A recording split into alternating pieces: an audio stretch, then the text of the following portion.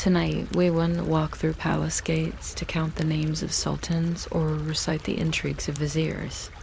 Instead, we'll step into a quieter corner of the empire, where marble cools before dawn and silence folds itself into steam.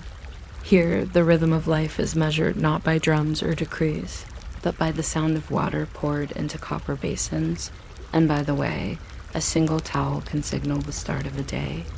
Some say the empire was held together by armies in gold, but inside these walls the morning began with something. Smaller, softer, the choreography of linen rosewater, and the unseen hands that kept the harem turning like a clock made of silk. So lower the lights. Let the warmth of the hammam rise gently around you. And if your breathing begins to match the slow drift of steam against marble, that's just the night carrying you into its bathhouse. If quiet journeys like this keep you company, you might consider subscribing. And if you share the time and place you're listening from, perhaps the next lamp in the palace baths will be waiting for you there. Its flame swaying just enough to turn steam into silver. Follow that glow a little closer, and you will find the silence I ascend to empty at all. It carries the soft sigh of copper warming, the drift of water, the rustle of linen. It is here the morning truly begins. Somewhere a copper basin gives a modest sigh as it warms, and a braid of steam rises like a thoughtful question. The morning begins with water, and with people who knew the exact temperature of almost hot, a category which has never quite made it into thermometers, but did very well in Ottoman bathhouses. Attendants move the way cats walk along window ledges, balancing ewers, soaps, and the slightly comic little wooden clogs that keep feet off wet marble. If you're still awake when I get to the difference between rosewater spritzing and rosewater sprinkling, feel free to subscribe, or just let the towel folding continue without you. It will anyway. Bathing was not an event. It was a rhythm. The eldest attendants could tell time by the way steam lingered under the ceiling coffers. Kitchens had fuel, stables had hay, and the women's quarter had lemon peel, olive soap, and murmured sequences of rinses. There was a preferred order to perfumes, which sounds like a party game until you realize it mostly prevented a citrus from bullying a musk. First the neutral, then the floral, then whatever the Villate's niece had decided was fashionable that month. A drop of ambergris might be warmed between the palms, which is the kind of sentence that makes perfumers nod slowly. Hair was combed with a patient seriousness usually reserved for solving algebra. Some hair was oiled, some braided, some coaxed into a shape that would not quarrel with the jeweled cap. The day had many ambitions, but none higher than avoiding a cap that solves. After water came cloth. Silk rustled like someone whispering secrets to a bookshelf. There were layers and then layers of the layers. The climate offered opinions. Summer fabrics flirted with the possibility of a breeze, while winter ones dreamed of being small blankets. Sashes were tied with knots that had names, because everything that can be named becomes easier to keep track of in a palace. The slippers waited by each doorway pointing inward, the toes sometimes upturned like a polite smile. A few women paused to look out across the gardens, counting cypress trees the way modern commuters count bus stops. The kitchen corridors sent out their first faint messages, bread being warmed, honey persuaded out of jars, tea deciding how strong to be. A decent portion of court life could be summarized as people negotiating with liquids. By mid-morning, the earnest part of the day picked up its pen. Lessons were the palace's second language. A music master tuned the room before the instruments, plucking at the air as much as strings.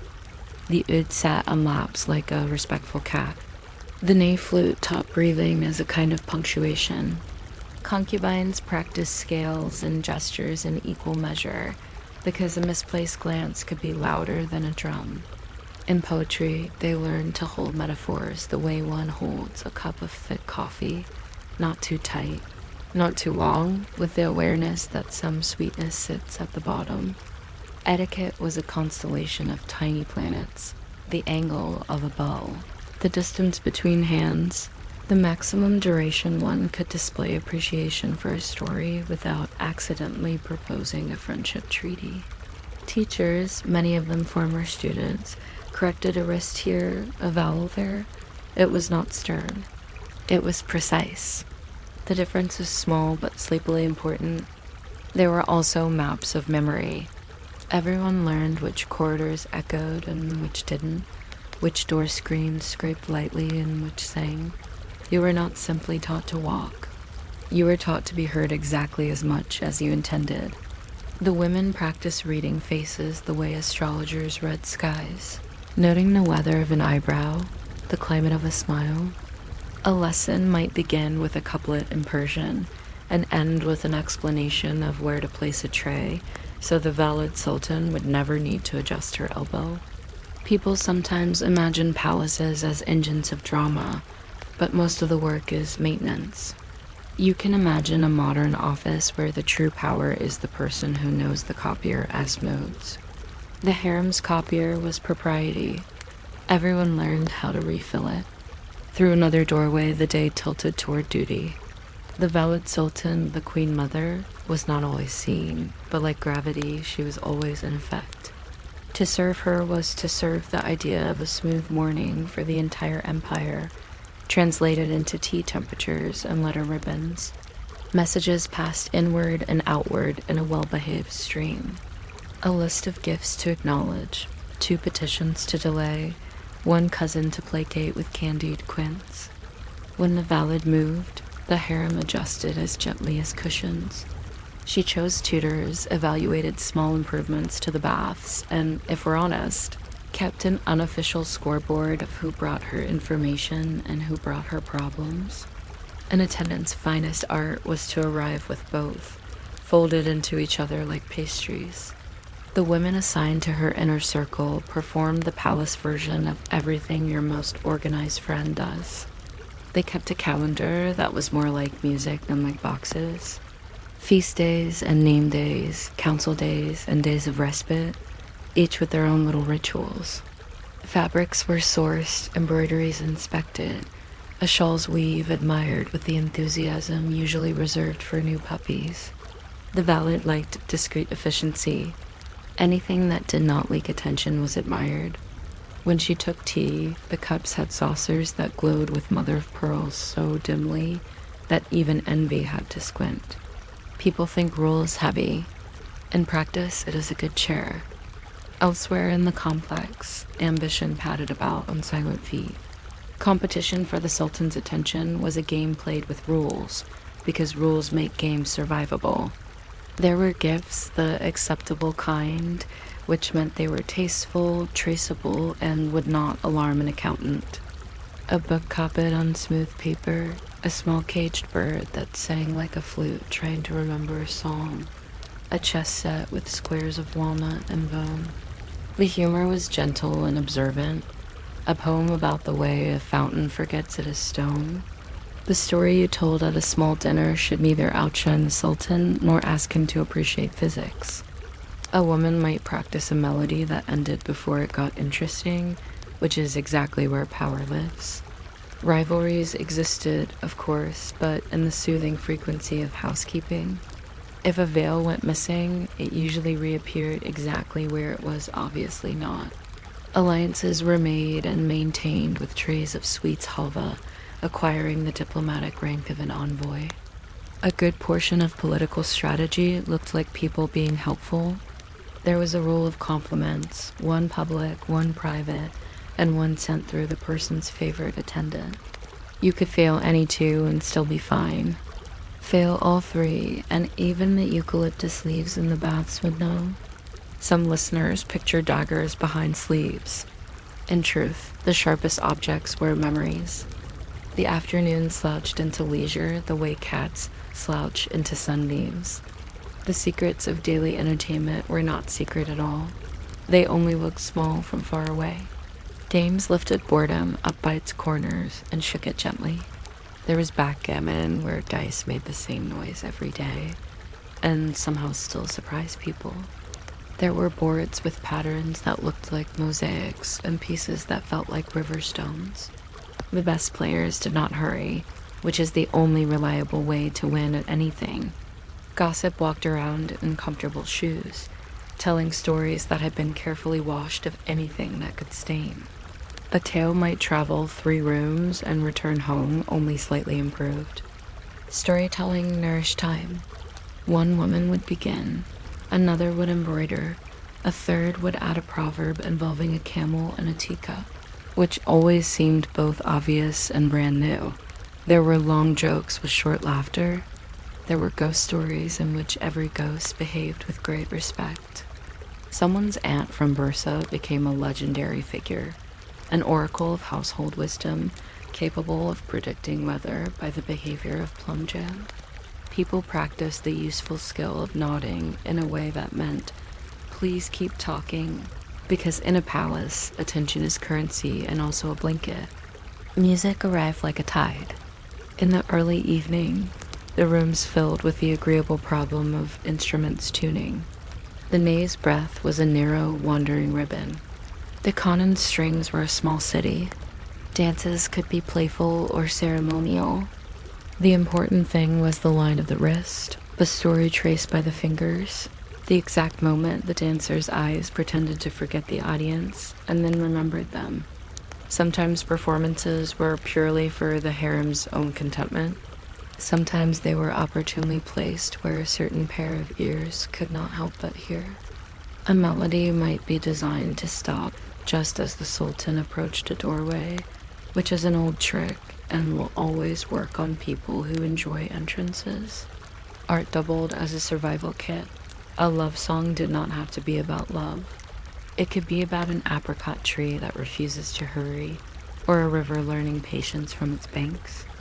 Dances could be small poems about circles.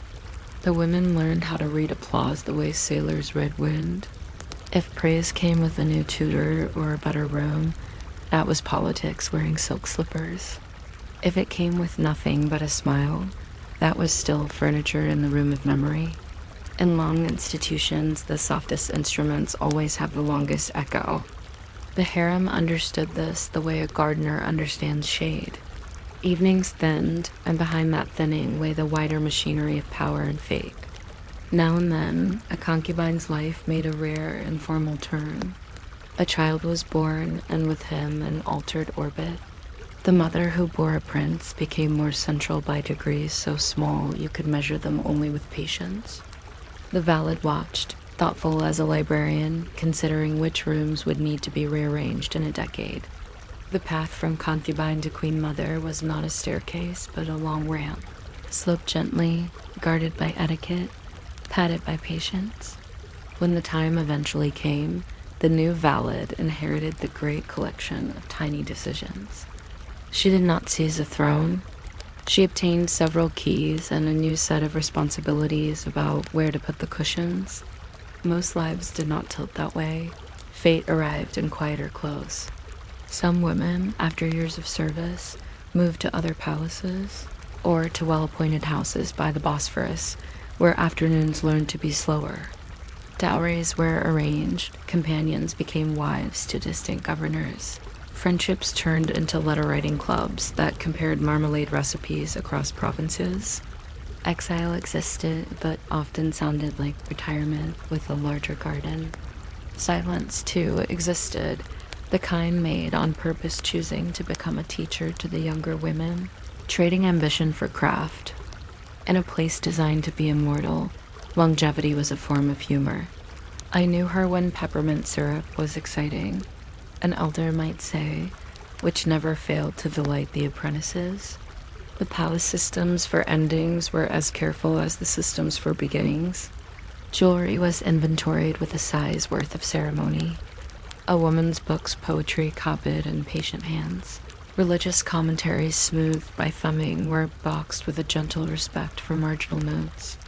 Servants who had become friends came to say practical goodbyes and exchange recipes for pickled lemons. Circles closed like a dancer's hands at the end of a phrase. The city outside went on rearranging boats and rumors, and the harem's rooms breathed in, breathed out. If you're still with me, I admire your commitment to small hinges. Here is one more. Morning ritual had an evening echo. Towels were folded again, perfumes put to sleep in their velvet beds, instruments wrapped as if they might catch a draft. The baths, having given the day their warmth, cooled into that particular marble chill that convinces people to walk softly. Attendants set out tomorrow's slippers by the doors, so that waking would never begin with searching. Gardens settled into their night grammar. The cypresses stopped counting themselves. Somewhere, a low conversation finished deciding nothing urgent, the best way to end a day. The palace itself yawned in cedar and stone. Lamps burned down into little topaz beads. Above the courtyards, the Lisbon lemon trees, which had taken years to learn Turkish weather, curled their leaves into sleeping boats. Cats negotiated territories with the quiet certainty of civil servants. The Bosphorus sent up its usual memo concerning currents. Everything that had been practiced all day lay waiting to be practiced tomorrow, which is the world's most reliable comfort. Power may wear a crown, but endurance wears slippers. From outside, people still imagine this life as only romance or only prison. From inside, it felt like stitching. A line of thread pulled through silk, then another, in a pattern named duty or grace, depending on the light. The harem's secret, if it had one, was not intrigue. It was continuity. How one cut follows another, how a memory replaces a rumor, how a melody ends exactly where footsteps begin. Wind crossed the roofs. A late cup of tea lifted steam like a blessing. And somewhere in the neat geometry of folded towels, one corner aligned with another corner so precisely that you could almost hear the sigh of a day turning into night, and then the sweet, uneventful sound of nothing in particular, which is sometimes the nicest sound there is. You might not expect the quietest negotiator in a great empire to be a bar of soap, but in the dim before sunrise, it settles every debate without speaking. The bathhouse is warm while the corridors are cool, and that temperature difference is the first rule of the morning. Light climbs a wall in small squares, the way a chessboard tries to teach you patience. Water murmurs into copper basins that look like round medals for good behavior. Attendants test the heat with 2 fingers and a tiny frown that has been practiced for years until it means perfect. The tiles remember last night's steam and are glad to see it again. If you're still awake when I start ranking the combs by tooth spacing, feel free to subscribe. Or drift. I will be here, carefully describing a bottle of rosewater that has never been in a hurry. The bath isn't really about getting clean. It is about assembling the day. Olive soap goes first because it does not argue with skin. Then the gentle scrub with a cloth that has the texture of good advice. Someone pours warm water over a shoulder, and it feels like a long sentence being smoothed into shorter ones.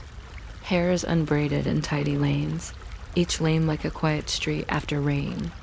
A drop of orange blossom is rubbed into the palms until it decides to be friendly. The wooden clogs make polite little hoof sounds across the wet marble, a miniature parade for ankles. No one rushes. There is an approved speed for rinsing, discovered, perhaps, by noticing that any faster and the splash wakes the birds. Cloth replaces water as the room exhales. Linen first, then silk, then the small debates between a shawl that wants to be blue and a sash that insists upon gold. Slippers are waiting by each threshold, toes turned inward like commas, because a day should begin with punctuation, not capital letters. A woman reaches for a mirror and sees not herself, but the entire etiquette of hairpins reflected in a neat row. The pins are tiny and numerous, like reasonable ideas. A veil is lifted and draped and lifted again, because symmetry is a privilege that should never be exercised too quickly. Outside the window, the cypresses list their shadows carefully, as if they could be audited. Lessons begin with breathing, which is free and therefore suspect. The music master arranges students the way a fisherman arranges nets, all in the same water but with different patience. The oud sits warm against a lap, the strings humming the low sound of a cat trying to remember a promise. Scales climb and descend like polite visitors. The ney flute proposes a line of air and then retracts it, practicing the art of almost. In poetry, a couplet is offered to the room and weighed like fruit. Is it ripe? Is it fragrant? Will it travel while wrapped in memory? Etiquette drills are small geometry problems disguised as manners, the distance between two cups, the angle of a bow that expresses respect without surrendering chiropractic health. A teacher lifts a wrist by half an inch, enough to keep a sleeve from touching a saucer, which in this environment is the difference between adequate and admired. There are maps of sound. Everyone learns which corridor betrays footsteps and which keeps secrets. A lacquered door emits a sigh that means someone important, whereas a reed screen makes a short laugh that means someone early. Students practice entering rooms with a gracious pause, as if asking the air for permission. They recite the names of flowers that are permissible in winter: conversation, carnation, narcissus. The name of a tulip cultivar that resembles a candle listening to news. A page of history is read aloud, not for its plot, but for its cadence. The lesson in all of this is simple and endless. The world can be steered with quiet hands. Serving the valid sultan is not a role so much as an altitude. Things behave differently there, like water coming to a simmer and deciding not to boil. The Queen Mother does not raise her voice, she raises spatial awareness. When she sits, the room reorganizes itself with the efficiency of experienced furniture. Attendants bring letters sealed with tidy confidence. A tray arrives with cups that chime faintly in the style of good crystal, saying politely that they were made by someone who loved exact circles. The valid reads 3 lines and then the margins, because margins often contain the parts of a story that prefer not to be seen. A woman at her shoulder knows which petition should be answered with money, which with patience, which with a gift of quince paste wrapped like an apology. Calendars are not paper here. They are fabrics and voices. Feast days move like constellations. The valid's inner circle keeps a memory ledger of who brought news and who brought solutions. The difference is significant. Solutions arrive on smooth trays. News arrives out of breath. A young woman holds a small writing case, mother of pearl glimmering like rain caught in boxes, and copies a sentence 3 times, each in a hand suited to the recipient. Ink is a language, so is silence. When the valid nods, the room returns to its original shape, except that now the afternoon has obediently advanced by 22 minutes. Competition for the Sultan's attention is a myth if you picture trumpets. It is actually a contest of well-timed subtleties. A book of poetry appears not in his hand, but where his hand is likely to rest. A miniature painting is placed where light will do it favors for exactly 15 minutes. Someone learns a melody that ends just before it threatens to become brilliant, because the human ear, including imperial ones, is a kite that loves to be held by a line. Gifts are modest. A chess set of walnut and horn, squares rubbed with a cloth that remembers orange oil, a bowl of candied violets that make the mouth believe in spring. Even humor is careful, a joke about a fountain that tries to count its own drops and needs help from a passing bird. Rivalry is conducted in the tone of housekeeping. A veil borrowed becomes a pretext for returning it with better embroidery. Compliments are correctly triangulated, one in public, one in private, one delivered through the intended person's most trusted attendant, who then enjoys a small moment of agency, which is a currency even emperors cannot mint. Alliances are calibrated with trays of sweets. Halva persuades where logic does not. The cleverest women invest in memory rather than spectacle. They know the schedule of a favorite prayer, the hour when the sun forgives a certain archway, the daily radius of the Sultan's patience measured in corridors. Power is mostly location told very quietly. Free hours arrive like soft fruit in a bowl, and the harem handles them the way careful hands handle apricots. Games begin not to win, but to extend the length of a pleasant delay. Backgammon pieces make a small tapping that has never frightened anyone. Dice roll with the same sound as yesterday, which is comforting. A leap forward is considered and reconsidered until it can no longer surprise anyone, at which point it is executed with satisfaction. Gossip presents itself after the second cup of tea, unfolded like linen freed from a chest. It travels the long route.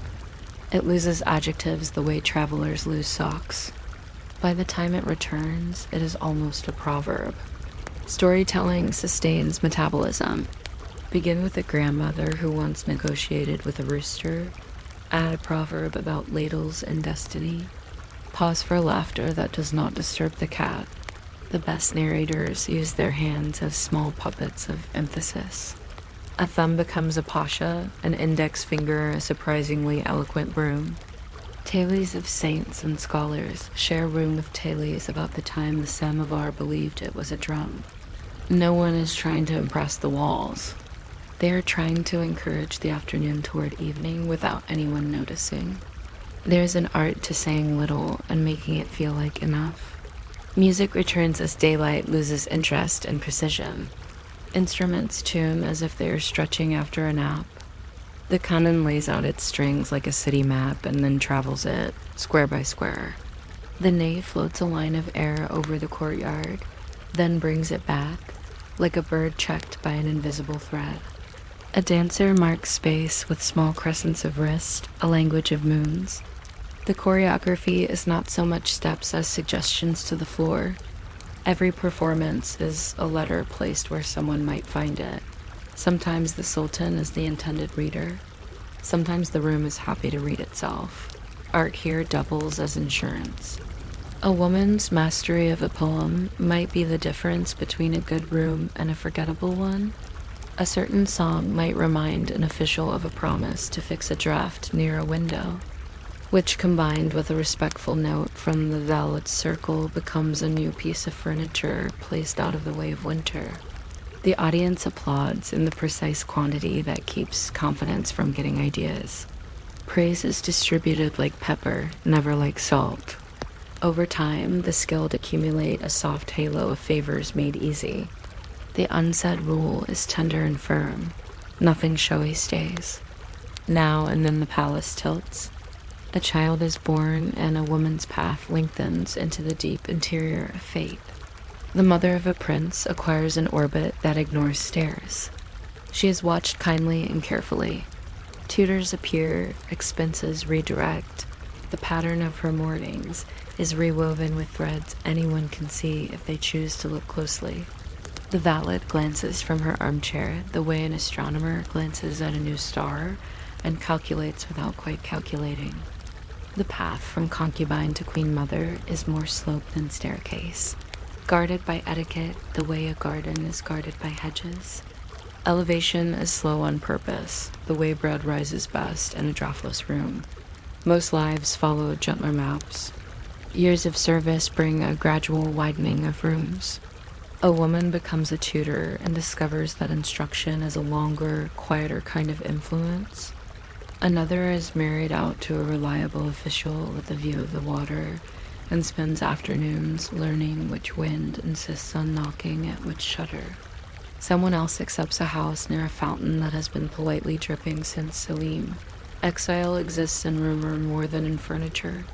Silence is sometimes a choice, not an assignment. People leave behind a shawl pin that keeps turning up in the wrong box. Memory sorts it out in due time. The palace is excellent at endings because it practices them every evening. Inventories are made with a little softness in the voice. Lists of gifts given and received read like poems about journeys taken by small objects. A book of poetry carries its marginal notes the way bread carries a crust in print. A comb wrapped in cloth is not just a comb. It is years of mornings that now move down the corridor and become someone else's future. Servants who have become friends exchange recipes for quince jam that works in wet years. People make the kind of promises that are kept by writing letters and by folding them properly. Night lowers itself like a careful curtain. Lamps translate oil into honeyed halos. The baths release their last warmth and encourage footsteps to be considerate. Towels are folded into right angles, so persuasive you can almost hear them close the argument. Tomorrow's slippers point inward, already agreeing with the day that has not happened yet. The garden chooses its after-hours grammar. A night breeze suggests to the lemon trees that they are boats. Cats finalize their border treaties. The Bosphorus publishes its nightly bulletin about currents, as it has always done, without punctuation. If you are still listening, congratulations on your attention to small mechanics. The harem's secret is not drama. It is maintenance. An empire is held together by 1,000 small continuities. The way steam learns the ceiling, the way a cup meets a saucer without noise, the way a melody turns back at the threshold so that a pair of ears will follow it. The Queen Mother settles, and all the chairs remember their training. Power looks like gold on certain days. On most days, it looks like a pen that does not blot. Somewhere a last tray crosses a last corridor. The tea in the end cup has the improbable clarity of a good explanation. The night guard passes, shoes soft, keyring soft, the future soft. Windows forget the day's reflections and start listening. In a small room, a woman who spent the afternoon practicing an opening bow practices a yawn instead, and it is better. Water cools to the exact temperature at which it admits defeat to stone. Breath lengthens. Doors discover how to be pauses again. The palace inhales once, exhales once, and then becomes the quietest version of itself, which is to say, a place where tomorrow can find everything it needs lined up in the correct order. Waiting, unhurried, like a story that prefers to be told in the morning. You might not expect the sound of power to be a splash in a shallow basin, but at first light, when the lamp glass still thinks it is nighttime, authority makes exactly that noise. It is small and domestic, like a goldfish turning around. Steam rises with well-bred manners. A copper ewer is tilted at an angle that implies long practice and gentle wrists. The first perfumes of the day are not loud. A thread of rose, a suggestion of orange leaf, the polite afterthought of sandalwood that lingers the way the last guest lingers in a doorway. If you are still awake by the time I start ranking combs by the distance between their teeth, feel free to subscribe. Or don't. I will never know. I will be here, discussing towels with the seriousness they deserve. Morning rituals do an excellent imitation of eternity. The marble holds last night's warmth as if it has a sentimental streak. An attendant tests the water with 2 fingers, then pretends to test it again, because repetition is a religion, and this room is devout. A cloth called the keys makes a quiet scritching sound that could be mistaken for a cricket if crickets had administrative training. Hair unbraids in lanes, each lane the width of a good intention. Someone recites a prayer so softly that the steam answers. The soap, olive impatient, is wrapped into a lather that looks like small weather. It travels from shoulder to elbow the way news travels when everyone already knows it. After the bath, there is geography. Linen, then cotton, then silk-each fabric, a different province of comfort, each tied to the body by sashes that understand truce treaties. Slippers wait at precise angles, toes turned in like commas, because a sentence should begin quietly. Mirrors are not consulted like oracles. They are consulted like ledgers. You check that the account balances, hairpins in their agreed number, pearls behaving, a veil that falls like a decision. The tray for morning drinks arrives with cups that chime faintly against their saucers, as if practicing a modest argument about temperature. The first sip is not coffee. It is sweetened water, a courtesy to the mouth before the day requests opinions. Less visible, but just as binding, is the inventory of scents. A bottle is unstoppered, and the room learns the difference between rose that thinks it is spring and rose that knows it is a memory. Musk is kept for later like a good story. Amber is a bookmark. The wrists receive the smallest cloud, an invisible bracelet that says, "I will be precise."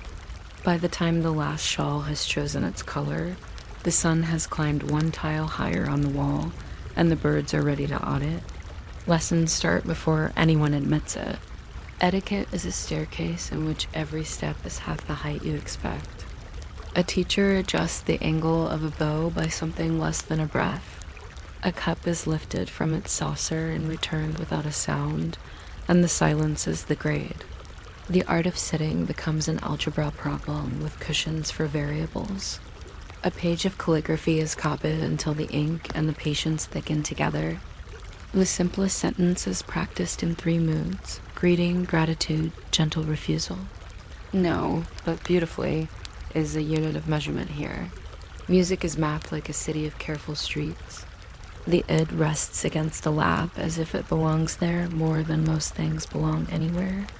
Strings are plucked in scales that climb and descend like well-behaved cats. The ney flute issues a ribbon of air and then pulls it back, a demonstration of restraint that would win awards if awards were given for not doing too much. In poetry, couplets are weighed like fruit. Bad ones are heavy with the wrong sweetness.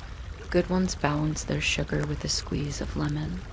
A proverb is introduced something about patience and water finding its level, and the class nods in the universal language of "I have heard this before and it will still be true next year." Some days the lesson is walking. Corridors have personalities. One corridor announces footfalls even when there are none, a built-in alarm clock for the nervous. Another refuses to reveal anything, which makes it suitable for thoughts that arrive late to their own appointments. Doors are rehearsed too. You knock, you wait, you listen to the door's opinion of you, a small creak or no creak, and then you enter at the speed of politeness. All this is practice for the theater of duty, where gestures are currency and change must be counted precisely. Serving the valid sultan is less a job than an altitude. At that height, even dust behaves. The queen mother sits, and the room becomes a graph of attention, with peaks at her shoulders and a gentle valley near the window. Messages arrive sealed in the confidence of wax. A small writing desk opens its mouth to a pen that has never once blotted. This is a superstition, and like most superstitions here, has the decency to be useful. The valid reads not quickly but with conviction, pausing at the margins where ink thins and meanings hide. She asks for a date, a name, a rumor, checked against a calendar that is kept in a drawer with lavender and a list of birthdays. Power here often looks like accurate stationery. The etiquette of trays is its own law code. 1 tray means consider. 2 trays, separated by a pause long enough for a bird to cross the courtyard, means consider seriously. 3 trays is rare and implies that a person has misunderstood the difference between a wish and a policy. The valid nods, and a purse is tied with a ribbon whose knot is informative. Red means urgency. Blue means patience. A ribbon too tightly tied is a rebuke disguised as generosity. The language of ribbons has many dialects. When the trays retreat like well-trained waves, the room takes a breath and returns to ordinary, remarkable life. Attention is the empire's quietest currency, and the sultan has a finite budget. Competition for it, famously dramatic in stories, is actually conducted at the volume of good housekeeping. A book of poetry is left open to the right page, but not carelessly open books gather dust and opinions, so a thin slip of mother of pearl is used as a stay. A miniature painting waits where light will approve of it for exactly 15 minutes. Someone has watched the sun for weeks to learn this. Gifts are small, survivable. A pearl chosen for being a cousin rather than a queen. A bowl of candied violets because spring sometimes needs help in arriving to the mouth. Even laughter is economized. A single bright note, then a shore of quiet. The women who are best at this are remembered not for spectacle but for calendars. They know which day spring tastes like orange peel and which day wisdom tastes like bitter coffee. They know that the Sultan prefers a chessboard of walnut to a chessboard of maple, not because walnut is better, but because the walnut board belonged to a tutor who once corrected him with affection. This is not manipulation. It is a form of archival work carried out with teacups. When official tasks retreat to their drawers, the day unbuttons slightly. Free time is shared carefully like expensive figs. Games lay out their small mathematics on the floor. Backgammon pieces tap in a rhythm that could persuade a clock to slow down. Dice roll with a household hush. A victory is not celebrated. It is acknowledged like an accurate inventory. Losing too is done with economy. The board tells you what you already know. Some moves were elegant, some were merely existent, and tomorrow will invite both. Gossip is not exactly gossip. It is the domestic version of historiography. A remark about a gardener's new hat becomes a treatise on the rate at which fashion crosses courtyards. Someone reports that the orange trees bore early. Someone else remembers a winter when jam had to be made in January and spent the rest of the year feeling ahead of itself. Stories are told in loops, not lines. A grandmother negotiates with a goat. A proverb about spoons and destiny offers commentary. A punchline arrives late on purpose so it will not disturb the tea. When laughter happens, it happens into sleeves, which are comfortable with secrets. Evening introduces its own syllabus. Music returns with the soft ambition of oil slipping into a lamp. The canon extends itself like a city map and walks it, plaza by plaza. The rebab complains in a handsome way. Singers measure their breath into phrases that land where a listener's attention has pulled up a chair. A dancer describes circles with her wrists, then describes smaller circles inside those circles, because the art of suggestion prefers spirals. There is glamour, yes, but it is kept at the same temperature as the room. Seduction is simply the courtesy of showing one's best angle to the nearest ladle of moonlight. Performance also doubles as insurance. A woman who can still a room with a song acquires a practical kind of halo. It is not visible, but chairs make room for it and trays avoid bumping it. The best artists end every flourish a fraction before it is expected to end. The ear leans forward by habit and becomes a partner in the work. Applause is administered in teaspoons, never ladles. A clever woman collects the teaspoons for years. They are a savings account of goodwill, payable in dry seasons. Power, like tea, steeps quietly. Now and then it boils. A concubine bears a son, and the hallway tilts almost imperceptibly, like a boat that has welcomed one more passenger than planned. Her world changes at the speed of furniture. Cushions improve. Doors grow considerate. Tutors arrive with disciplined sandals.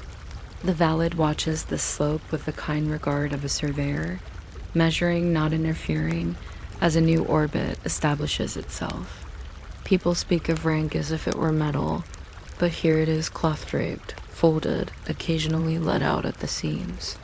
The path from concubine to queen mother is technically possible and practically rare. It is guarded not by soldiers, but by custom soft teeth. Years of unexciting good decisions accumulate like neat stacks of winter blankets. It turns out that the hardest power moves are the ones housekeeping already knew. Send the right gift in the right month. Treat the steward of sweets as if he were a minister, because in this radius he is. Make decisions at the hour when light makes moral sense. Praise in public once, in private once, and once through the person's most trusted attendant so that trust also eats. Most lives land elsewhere, and elsewhere is not failure. A woman is married out to an official with a small house and a view that teaches patience. She learns the habits of a wind that insists on the same shutter every afternoon. Another becomes a tutor within these walls, her knowledge pouring into younger heads like coffee into small cups, never overflowing, always fresh. Someone receives a stipend and chooses to study embroidery that copies the geometry of star charts. Satin stitch, she says, is a theory of motion. The word exile appears in stories with a dramatic shawl over its head. In practice, it often resembles a change of neighborhood. Silence is also a career. Some women discover that their best influence has no name tags. They are consulted for calendar reasons. How long does grief take to become useful?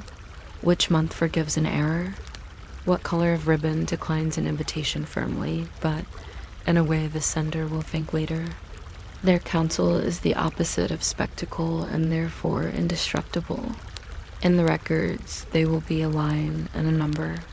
In the living memory of rooms, they will be the shape a chair takes when the right person sits in it. Even endings are rehearsed. The palace is excellent at them because endings are just another kind of schedule. When a woman leaves by marriage, by retirement to a house with a fountain that knows one song, by a final journey measured in prayer beads, the inventory is folded kindly. A comb wrapped in linen travels with a note that says it has combed mornings for 7 years and learned discretion. A book of poems with faint fingerprints at the same page is placed at the bottom of a trunk because love of a couplet is heavy and should anchor the rest. Friendships exchange recipes that adjust for damp flour, which is the true test of loyalty. Night closes with professional grace. Lamps turn oil into geography. The baths exhale their last. A cat performs a brief inspection of border treaties and then signs off by sleeping on a robe that once belonged to an ant who is now a proverb. The Bosphorus sends its nightly bulletin in the form of a breeze that recommends blankets. Somewhere a guard counts keys at a speed that reassures doors. If you are still with me as I describe the soft click of a latch that aligns with the doorframe, like two cousins recognizing each other at a wedding, you are doing very well. The quiet continues after sleep has started. Water cools to its appointment with morning. Rosewater remembers it is rose and behaves accordingly. The slippers, toes turned in, dream of commas and wake to find themselves exactly where a new sentence will need them. The empire hums through the night in very small instruments. A hinge, a wick, a folded letter under a paperweight shaped like a pomegranate. In the darkness, the VelvetHist desk holds the sealed decisions for tomorrow, the way a pond holds moonlight without comment. And that is the true story of this place, told at the speed of steam. Not scandal, not shouting, but maintenance as a philosophy. Morning will come and rehearse itself again. Copper, water, towels, scent, the ledger of gestures, the music that almost says something and then wisely stops. A day will pass inside corridors that have collected so many footsteps they could write memoirs. Someone will win a game by 2 points and decline to remember it. Someone will tie a ribbon in the exact color of patience. Power will disguise itself as tea, and the night punctual and relieved will arrive to file everything away so that tomorrow can open its drawers and find each small thing in the correct place, ready to be used as if it had never been put down. You might not expect the day's first policy decision to involve a towel, but in some places, greatness begins with a well-warmed square of cotton. Dawn slides along stone like a careful finger, and the lamps make one last effort at being necessary. A basin sighs, a copper ewer tilts, and water remembers it has a job. If you're somehow still awake by the time I classify bath steam into 3 distinct personalities, confident, shy, and opportunistically swirly, feel free to subscribe. But please don't strain anything. I'll be here counting comb teeth and pretending it's a census. Bathing is not drama. It is accounting with soap. The attendant tests the heat with 2 courteous fingers, and the room agrees with the kind of domestic applause you only hear if you know what clean marble sounds like. The soap is olive-based and therefore opinionated in a mild way. Bubbles bloom like small, round arguments, and then quit before becoming loud. A rough glove does its quiet arithmetic on the skin. Subtract yesterday, add circulation, carry the glow. Hair unbraids in lanes so straight you suspect a ruler has been involved. Somewhere a drawer holds the ruler and knows it is indispensable. There is a recipe for the sequence water, lather, rinse, rose water, rest, and breaking it would feel like using dessert forks for soup. No one here uses dessert forks for soup. The towel appears with ceremony so modest it feels like a secret handshake. The cotton is heavy, which is how you know it has a higher education. A breeze arrives and rehearses the afternoon's weather on your shoulder. The first fragrance is hardly there, a vertical line of rose that vanishes if you inhale with ambition. Next comes a gentler note, orange leaf condensed to be polite. These are not perfumes so much as punctuation, small commas placed in the air to help time breathe. When the last drop is coaxed away, there is the business of dressing, performed like a treaty signing attended by sleeves. Layers follow one another as if they have been practicing backstage. Linen that forgives, cotton that confirms, silk that concludes. Slippers stand by at those little angles that say, in shoe language, we know where to go. After cleansing, there is calibration. The day's colors are chosen by committee shawl, sash, ribbon each, with voting rights. Jewelry participates as an advisory board. Earrings attempt enthusiasm and are gently corrected. A mirror is consulted and it returns a bulletin. Everything is reasonable, nothing is revolutionary. Hands are perfumed at the wrists, where the pulse edits fragrance into paragraphs the air can read. Tea or sweet water touches the mouth, which signs the attendance sheet for consciousness.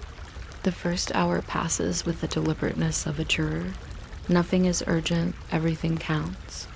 Lessons begin like dew quiet, thorough, everywhere at once. Etiquette is the earliest tutor. It speaks in measurements no carpenter would accept. A breath of distance between hand and cup, a whisper of delay between standing and stepping. Bows are not athletic events, they're punctuation marks. You can be a period or a semicolon depending on the recipient. The importance of not clinking a porcelain cup against its saucer is covered, and covered again, and becomes a personal philosophy. Students learn that listening is mostly engineering. Create space, let sound travel, never build a wall out of your own words. Calligraphy assigns humility for homework. A reed pen takes a deep sip of ink and writes in a script that seems to prefer clouds to letters. The teacher taps the page where a dot sits too confidently. The dot is demoted to a humbler dot. Poetry is introduced the way you introduce bread constant, practical, essential. A couplet is read aloud and then read again in a voice 2 degrees softer, because truth improves when you lower the volume. Sometimes the lesson is posture. A spine learns the agreeable geometry of being both flexible and precise, like a door hinge that knows its destiny. Music waits patiently until the room is ready. The oud rests on the lap like something that used to be a tree and then studied diplomacy. Fingers remember patterns as if they were streets. The ney flute explains disappointment in a single forgiving note. Rhythm is counted in ways that resemble breathing. Short, short, long, and I suppose we should try that again. Dancers practice wrists that move in circles small enough to fit inside teacups. Ankles carry their own cursive. Everything is modestly dazzling. A lantern behind a screen. You can see the glow, and that is enough.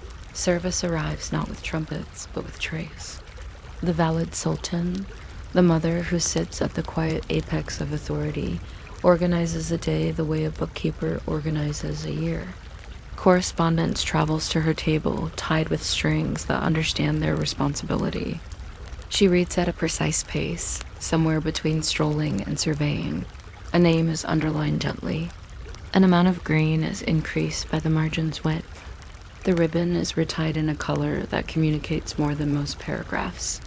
Language here includes textiles. A silk with a sober sheen suggests patience. A velvet with too much opinion suggests reconsideration. The valid has a choreography of nods. One that reads as yes, one that reads as later, one that is no, disguised as let us see. The room is fluent in her verbs. Serving her is a curriculum, not a task. The tray should arrive as if it were a thought she had and you were just confirming it.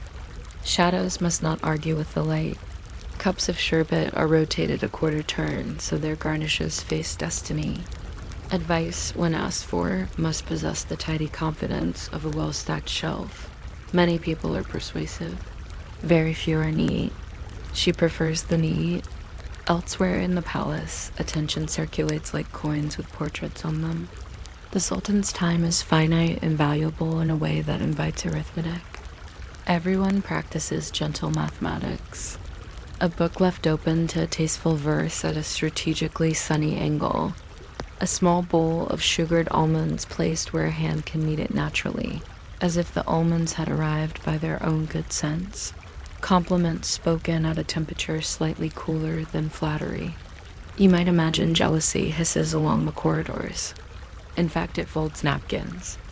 The dullest trick wins most often. Be reliably interesting at precisely no one's expense. Some practitioners of this art are as skilled as clocks.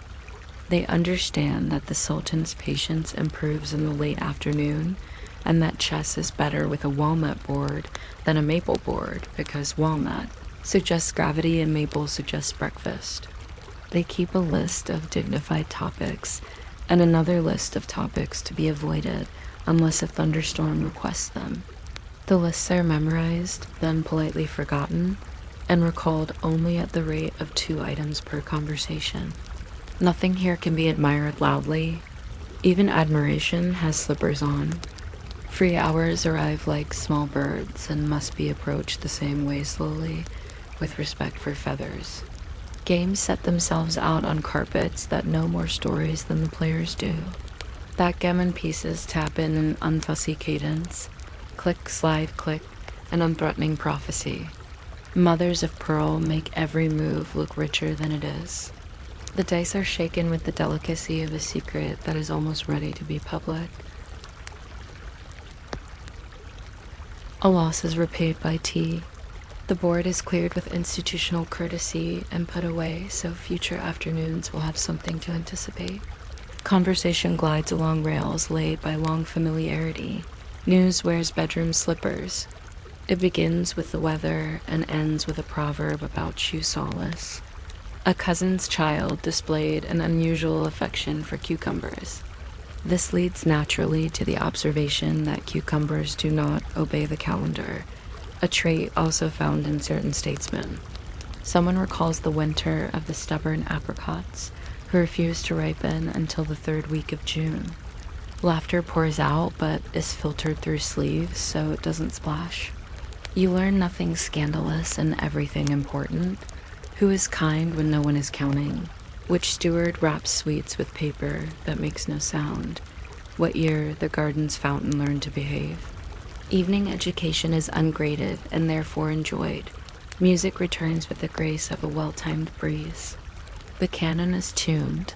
Every string accepts its destiny. Voices arrive one at a time like polite guests and leave the same way. Listeners practice the advanced discipline of stillness, an art unfairly underfunded elsewhere. Dancing is not presenting fireworks. It is sending letters. Shoulders describe commas. Hips compose brackets. Ankles place 3 dots and leave the sentence unfinished. The audience, grateful for homework it can do by breathing, supplies the ending. Everyone is an accomplice in beauty. No one is exhausted by it. But in this quiet circulation, politics also takes its tea.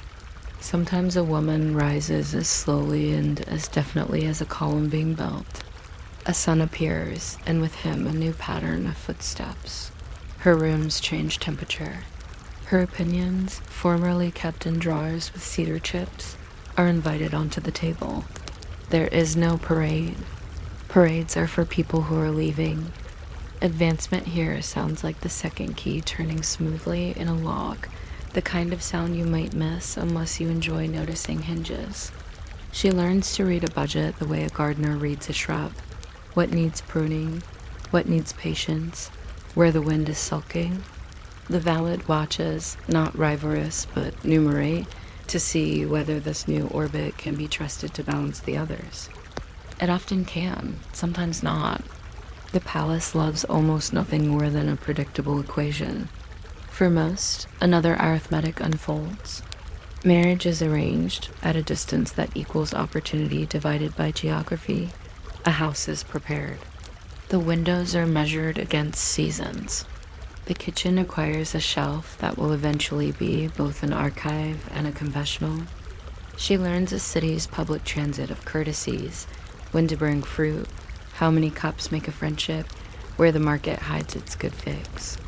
Letters are written back to old rooms and receive answers that smell of starch and cardamom. Life elsewhere may not end up on the map of empires, but it comforts a neighborhood with reliable bread.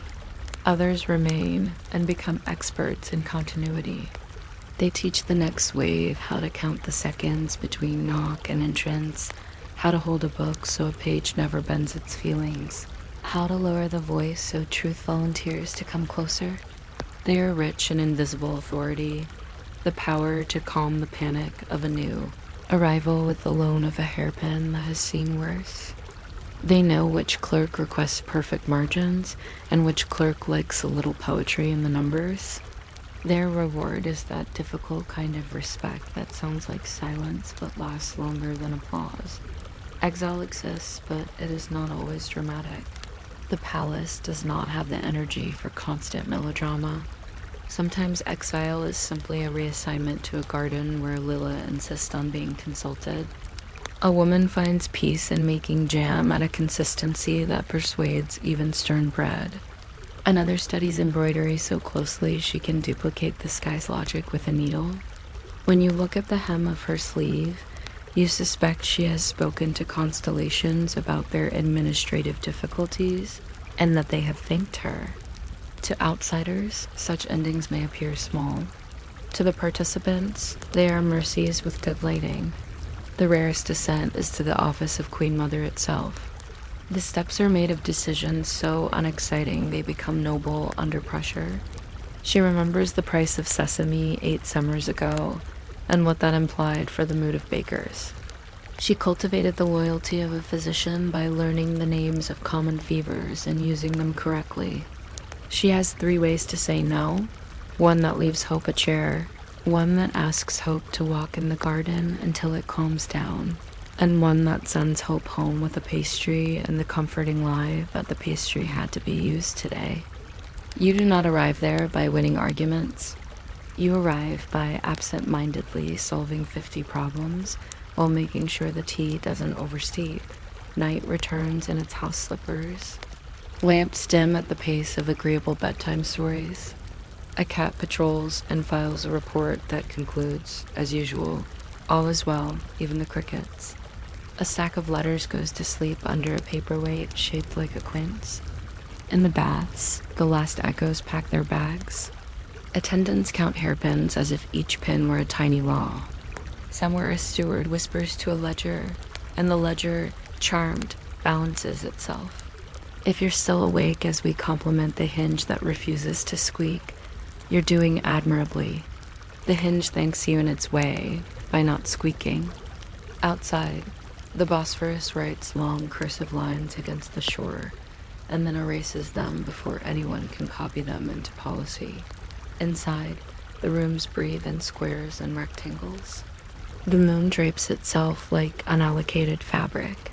Sleep collects at the corners of the ceiling as dependable as salaries. Tomorrow will knock, pause the correct number of seconds, and enter. There will be water of a patient temperature and silk that knows its vocation. There will be sashes with opinions and trays with grammar. The valet will deal kindly with the memo that thinks itself urgent. A girl will learn to move her hand half an inch slower and discover power there. A song will stop one note earlier than expected and give the evening back to itself. And later, when the day has again folded into drawers smelling faintly of cedar, the palace will feel like a library after closing unspectacular and holy. Footsteps will retire to their calendars. Perfume will dry down to archives.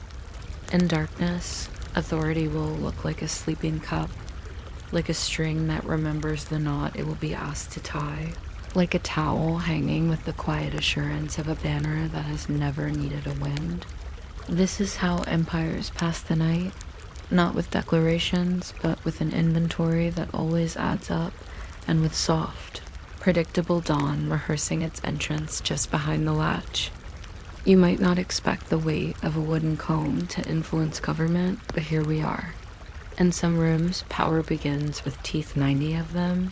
If the comb is generous set so evenly that the morning can't help straightening its back up. Little, a doorway yawns politely, sandalwood wakes up 1 square inch at a time, and the first sound is water pretending to be a curtain.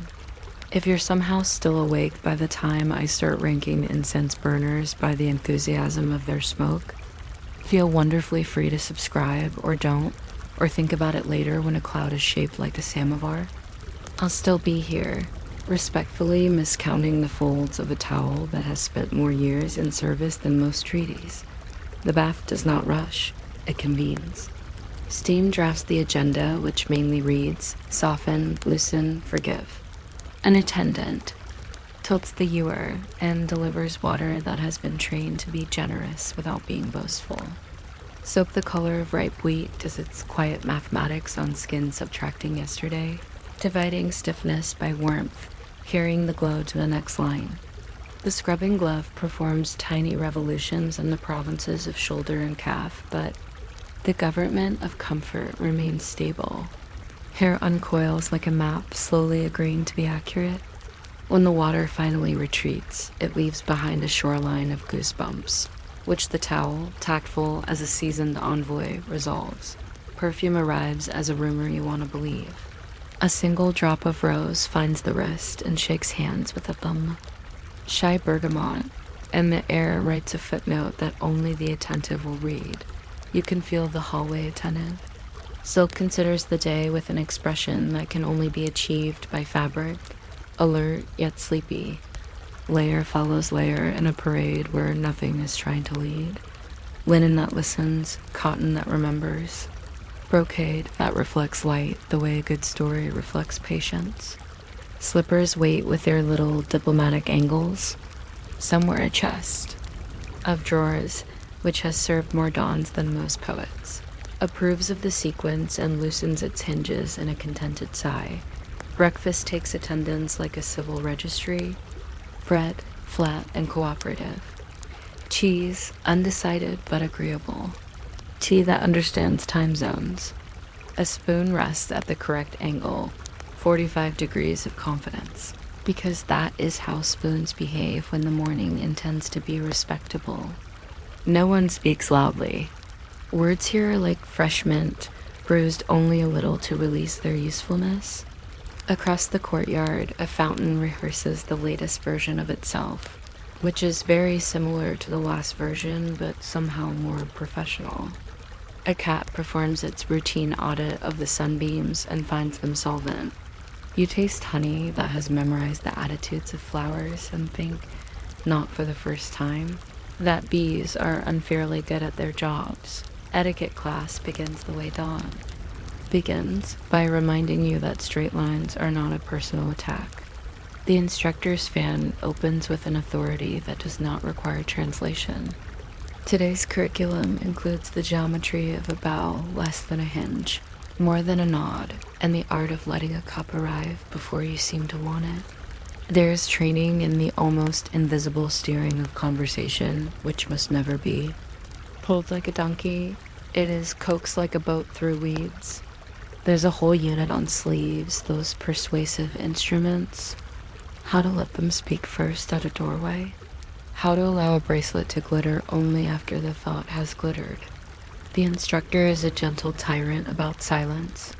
A pause should be long enough to let common sense sit down, short enough that boredom doesn't write a letter of resignation. Calligraphy prefers to be taught after tea. A reed pen drinks ink until it is convincingly serious, and then lays down lines that look like roads leading toward a patient city. Dots are disciplined into humility.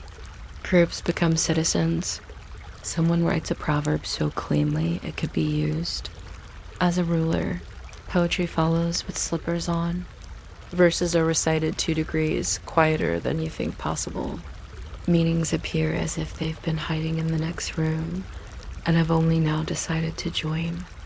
The class discusses whether a particular metaphor is more apricot than almond, an argument that generates no heat and quite a lot of satisfaction. Music joins like a relative who knows when to knock. The oud glows under the fingers, the nay leans, on a note until even the floorboards exhale. A small chorus of ankle bells contemplates employment and then accepts. Elsewhere, the day has moved from rehearsal to performance. The Velvet Sultan's table is not a throne. It is a weather system.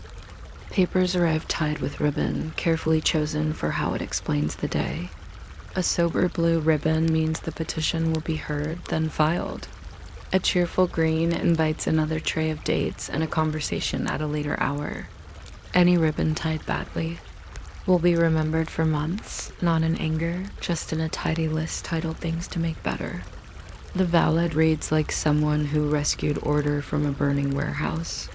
She has 3 nods, one for yes, one for soon, and one for yes dash, but dash watch dash me dash no. Trays approach her like well-brought-up planet steady orbit, appropriate shine. An assistant stands by with a traveling empire of inkpots and blots, them as if preventing small civil wars, serving her as education disguised as breakfast. The cadence of porcelain must not interrupt the thinking part of the tea. The sherbet bowl faces east at 2 o'clock because someone once decided it helped, and the belief has kept every other belief from falling over. Conversation is the softest. Currency. If the valet asks a question about grain shipments, she also wants to know whether you notice sparrows. Noticing sparrows predicts success with ministers. It demonstrates the sort of attention that can share a room with complexity without turning it into a project. A messenger arrives with news that barley is moody this season. The valet accepts this as one accepts a relative who will never love punctuality. She adjusts budgets the way a seamstress adjusts hems, without talking about it, but the dress. Stop stripping you later, when the Sultan's path crosses the day. The air looks casual in the way a library looks casual, everything outwardly restful, nothing actually asleep. Anyone hoping for attention has been preparing since breakfast, at an intensity normally associated with astronomy. The safe topics are stacked like cushions, the new manuscript of stories, the troublesome wind off the water, the joke about courtiers who argue with ladders. One might leave a chessboard with a game poised at move 19, walnut and maple. Squares waiting like retired soldiers. The maples look like mourning. Walnut looks like decisions. Gifts, when they appear, obey an ethics, inexpensive, edible, not overeager. Sugared almonds are always on message. They are democracy in nut form, and their success rate is unreasonably high. Competition here does not hiss. It arranges flowers. A compliment must be a soft towel rather than a trumpet. Stories are told the way bread rises, with warmth and patience, while no one watches too hard. The tactics are domestic and nearly boring, which is how you know they work. Remember the poem he liked last month, but read the next stanza, never the same one. Ask the gardener a real question about the stubborn fig, and repeat the answer later, as if you had known it all your life. Wear a color that rhymes with the carpet, but refuses to rhyme with anyone's mood. If there's envy, it comes wrapped. In etiquette, even dissatisfaction uses a coaster. Free hours arrive mid-afternoon like well-behaved birds, and settle where the carpets are thickest. Backgammon boards open like patient books. Dice roll as though they've taken a vow against surprises. Click, slide, click. Someone details a dream in which a cat attended an audience and balanced the room by merely existing. The cat, near the brazier, appears to be confirming the anecdote in real time. Gossip, such as it is low-tide gossip, everything visible, nothing moving very fast.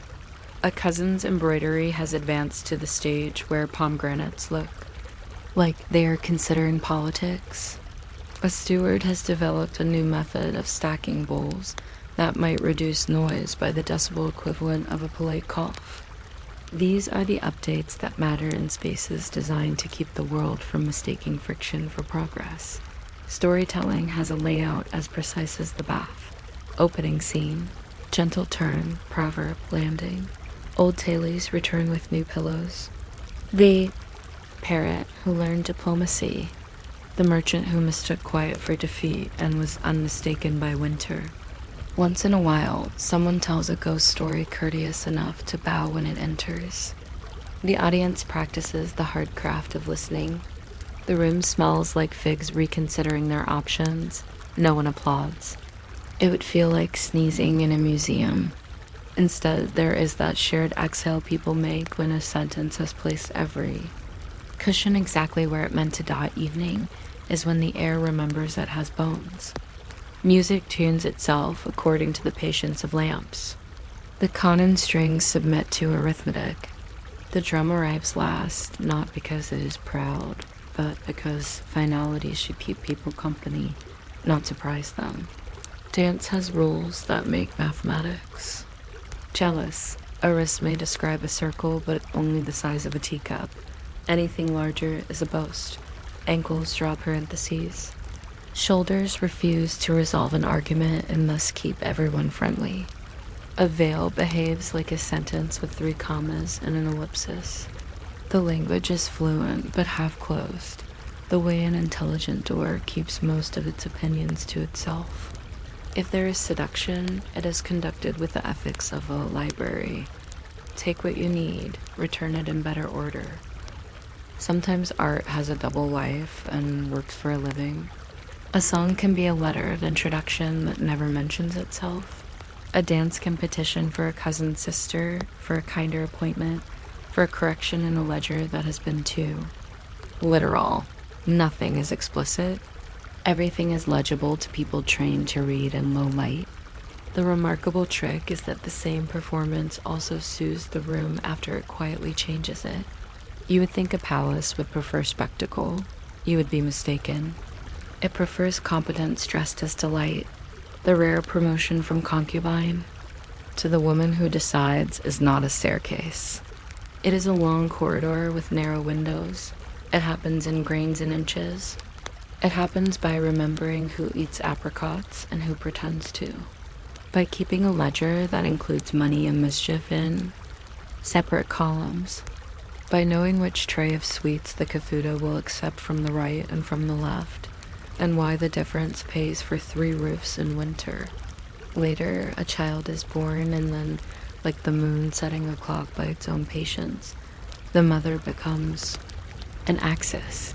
Doors that used to wait now anticipate. Conversations that used to land now circle. She learns the 3 useful shapes of the word no, and the 4th shape, which is tea too sweet to argue with Dot being the queen mother, is domestic heroism. It is inventory made sacred.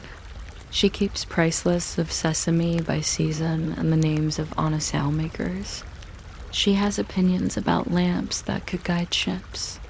She assigns decrees with a hand that has learned to be both careful and inevitable. Certain governors send her letters written in paragraphs, so long they must be hiding something. She replies with sentences that wear walking shoes. The kitchen loves her because she funds herbs like a person who understands despair. The stables love her because she remembers what a hoof needs most is not drama but a competent road. If a scribe grows proud of his handwriting, she asks him about roofs in the southern quarter and the handwriting calms down. People think power is thunder. It is, in fact, weather maps and curtains that close all the way. Not every life here climbs. Many lives study. A woman learns the sciences of staying. She becomes indispensable in the office of timing where she knows the 3 best. Minutes to knock on each door.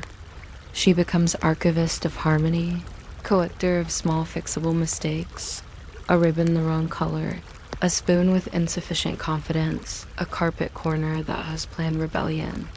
She trains the new arrivals to stop arguing with chairs and start negotiating with them. She saves more evenings than anyone knows by moving a lamp half of them to the left. She is not famous, which is the point. In a palace, anonymity can be a pension plan, and some, inevitably, leave the map center.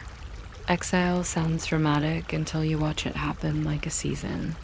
A carriage, a courtyard you've walked 1,000 times, a new set of windows that have nothing to apologize for. The old palace awaits with its profession of being sturdy. At first the corridors report on your footsteps, then they adopt them. A woman discovers she has an astonishing talent for jam. She solves the riddle of quince. Another becomes an astronomer. Of laundry and arranges the sky of linen so that it dries in opinions rather than in rows. Letters are written and folded into precise, comfortingly bureaucratic shapes.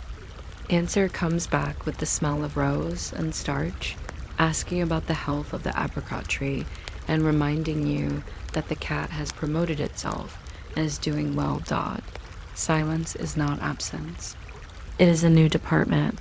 One keeps a garden ledger. What? Thrives where which wall is chronically unhelpful, the biography of a clever bee. One teaches neighborhood girls the nicer ways to defeat a knot. One consults on the great issue of the street, how much sugar a guest should accept before it becomes a novel. There is power in this smaller density. A city is just a palace with more weather.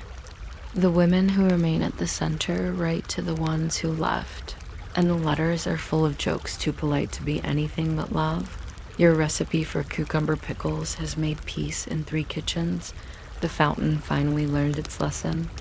The accountant sends regards to the jammed out knight, approaches with good manners and a light administrative touch.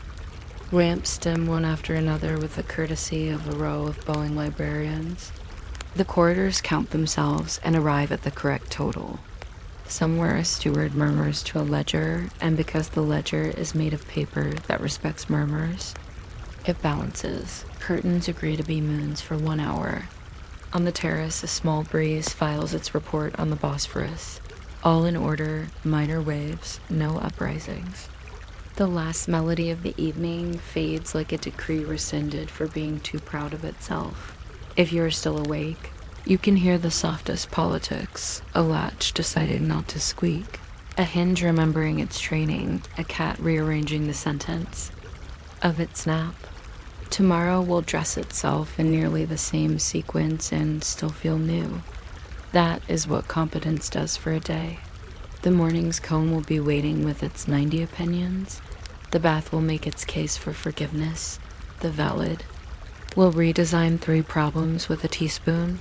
And some dancer's wrist will draw a circle exactly the size of a teacup and no larger. Somewhere, far from rule and rumor, jam will reach the right glimmer of readiness and crown, a piece of bread that has seen storms and survived by being plain. And because this is a palace and not a play, there's no curtain, only the kind of darkness that knows how to fold itself without creasing. Power, having spent the day pretending to be furniture, gets to be air for a while. The windows blink their long, slow blinks, learning how to be night. The rooms, which have practiced listening for centuries, practice once more. They do not expect surprises. They expect sunrise, which is better. On the balconies, the stars hold their patient meeting about distances, and below them the city consults its inventory of kindnesses.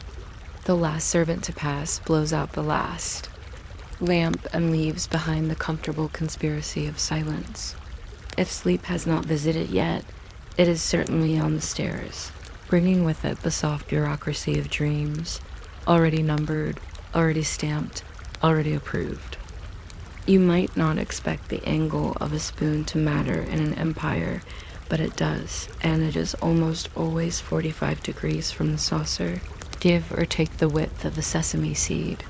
The morning in the imperial harem begins by measuring very small things quietly, as if the sun were a supervisor who prefers results to announcements. A door slides without voicing any opinions. Water learns to behave like silk. Somewhere a bundle of orange blossoms practices being air, and the air passes. The test. If you're still awake when I get to the part about tassels having job titles, you're welcome to subscribe or not, or think fondly of the idea of subscribing later like one thinks of a nap after lunch. We will continue at the same unhurried pace either way, because unhurried is the local dialect. That's are not events here, they are negotiations. Steam politely votes in favor of forgiveness. Copper basins shine the way a well-meaning sentence shines when it finds the right comma. An attendant pours water from a ewer, and the stream makes a soft rope, consistent and unvicious. Soap is encouraged to be pious. It lathers like a hymn. There is an exfoliating mitt that deserves a medal for diplomacy, resolving differences. Between yesterday and today, at the level of the elbow, hair is combed with teeth so fine that the word tangle feels impolite and leaves the room. Even the floorboards behave as citizens, warm where they must be warm, cool where they must be cool, aligned like a choir that knows the accompaniment by heart. When the towel arrives, it is thicker than memory and slower than advice. It gathers. The body the way a good paragraph gathers details and behaves. Perfume can be an argument and wins by not raising its voice. A drop of rose is escorted by a prudent garden of neroli and amber, and the wrist becomes a short poem about cooperation. There is debate about whether to add a single seed of cloves to the hair oil. This debate has been going on for years and is terribly pleasant. Both sides win regularly, ensuring no one stops showing up. Then the fabric committee convenes. Cotton first, the democratic layer, then silk, the ambassador, then brocade, who has opinions and a memory of fireworks. Sashes behave like sentences you could trust across a river. All of this dressing is done in a room that seems to breathe with you, a small luxury of architecture, as if the walls were practicing compassion through ventilation. Breakfast is set as a kind of inventory of agreement. Bread that has work to do and is ready to do it. Cheese that knows how to be both modest and important. Honey that tastes like the minutes after a good decision. Almonds look like they are taking notes on themselves. Tea arrives at the precise temperature where ambition meets patience. A spoon rests at its correct angle, and the small saucer bears the weight of routine without complaint. Sometimes olives are present, reminding everyone how interesting salt can be when it sits down. Overhead, a swallow checks the geometry of the courtyard and approves the flight paths for the day. You can learn a lot about government from a swallow that refuses to make a fuss about competence. Then come the lessons, whose furniture is mostly attention. The etiquette tutor carries a fan that opens like a decree but closes like a secret. Today the subject is doors, which are apparently people and must be greeted accordingly. One steps through as if speaking low to a friend not quite awake. A bow should be small enough to fit inside a teacup. The wrist must travel only the distance of a date pit. The tutor demonstrates how to hold a cup so that the handle points toward the conversation but does not insist on it. Your hand should seem to arrive second, even if it arrived first. The lesson on walking is a lecture by the floor. Heel like punctuation, toe like consent. You practice silence in 3 flavors: allowing, waiting, and listening, and discover. That silence is never actually empty. It is full of the person in front of you. Music follows, usually at the hour when light chooses to behave like dust. The nay sighs with professional dignity. The oud has a democratic voice. Every string gets. It says students practice slowly because fast is for people who have spare time, and no one here believes spare time exists. In poetry, a quatrain is taken apart the way a clock is taken apart by someone who likes clocks and intends to put them back working better. There is an argument, the pleasant kind, about whether moons should be counted as fruit and metaphors. Calligraphy visits as a stern cousin. The reed pen swims in ink and then draws a line so sure of itself you could hang a hammock from it. Dot, stroke, courtesy. The page looks like it is thinking clearly. You're instructed to breathe between mutters, and it works. Midday belongs to the Valade Sultan the way maps belong to cartographers. To serve her is to participate in weather. Walk faster than dignity, and you fail. Walk slower than purpose, and you also fail. Walking precisely between them is the job description. Her table is a conference where porcelain and responsibility shake hands. She has the sort of gaze that adds columns to a ledger and then balances them with a sigh. When petitions arrive wrapped in ribbon, an entire language of ribbon whispers. It's grammar. Pale blue, to be read thoroughly and answered once. Green, to be pleased with and postponed gracefully. Red, to be dealt with before tea forgets its temperature. The attendants understand this and nod the way sailors nod at wind, appreciative, never surprised. Fruits present themselves like arguments already translated. Figs remember summer right into the center of winter. Pomegranates resemble debate. Teams, their seeds arranged as if to persuade you of orderly abundance. You learn how to remove a lid so it sounds like the beginning of listening. You learn where to stand so you become furniture with a soul. The ballad speaks gently about grain storage and then, without any perceptible transition, about a gardener's success coaxing tulips into humility. If a messenger mentions that a provincial governor has become enthusiastic about taxes, the ballad makes a small correction to the afternoon that results in fewer complaints 3 months from now. Tea gives her the nod it reserves for professionals. The Sultan appears in daylight that behaves like velvet.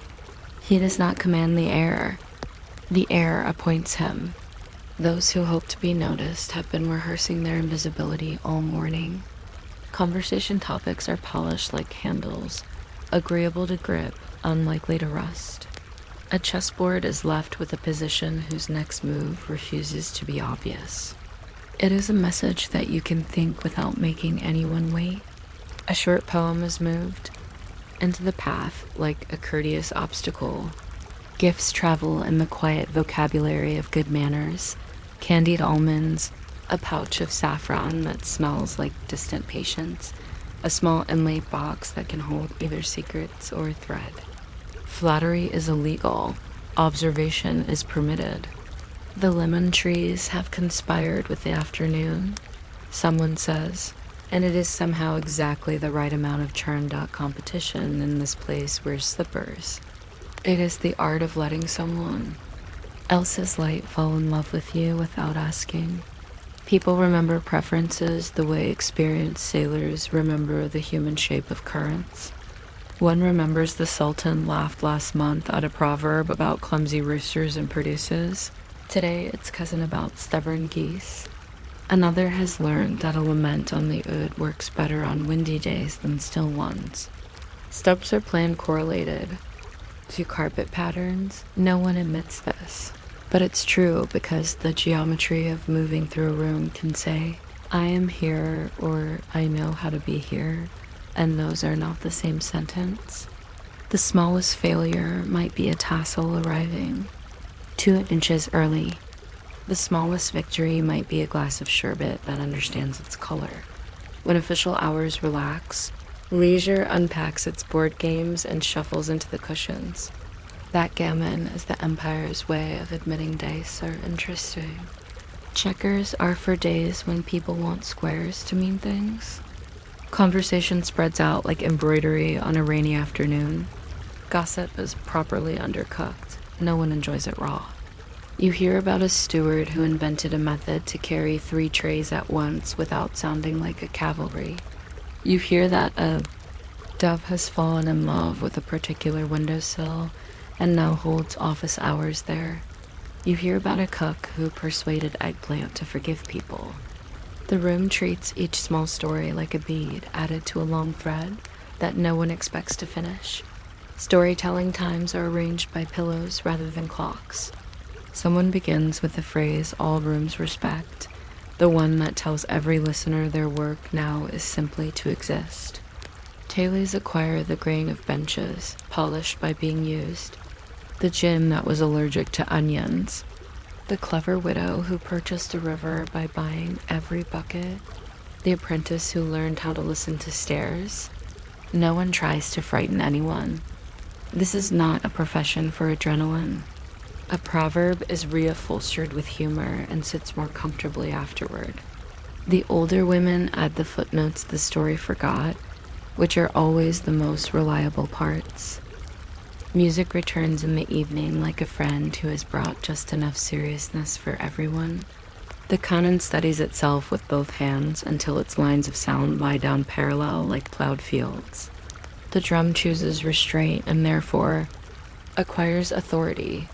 A dancer draws a map of patience with ankles. The rules are rigorous and invisible, like good punctuation. You never gesture wider than the privacy of a sleeve.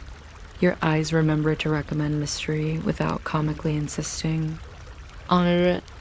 If a coin lands on a wrist and stays, it's not proof of skill so much as proof of having persuaded gravity to take a short holiday. Each movement can be decoration or diplomacy. It is perfectly acceptable to be both. Art helps people survive by pretending to be an accessory. A song brings a petition into the light disguised as a love of rhymes. A dance suggests a promotion quietly enough that the answer can be yes, without anyone having to admit the question ever existed. If you were to take notes, and you won't, because writing is for mourning, you would notice that the room grows calmer after each performance. Desire loses its sharp edges and begins to resemble architecture, still present, now supportive.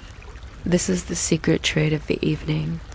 It turns restlessness into furniture.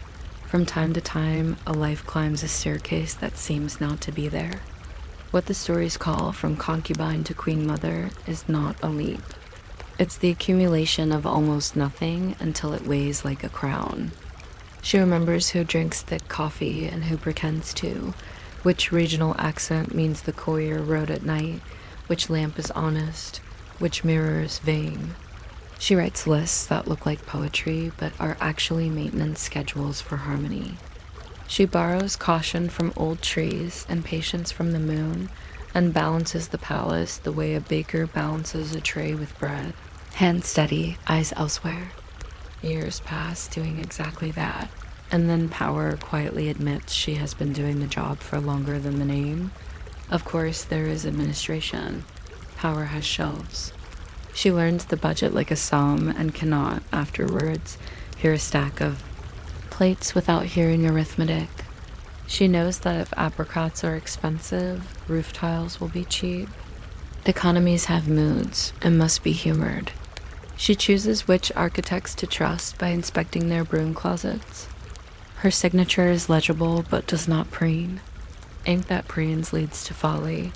The stables whisper to her about hay. The kitchens confess their ambitions regarding mint. Scribes stop flourishing their quills once she starts asking them about gutters. People imagine thunder. What they get is order, which is nicer to live with and easier to sleep under. Not every path ascends. Many paths wind graciously into other careers.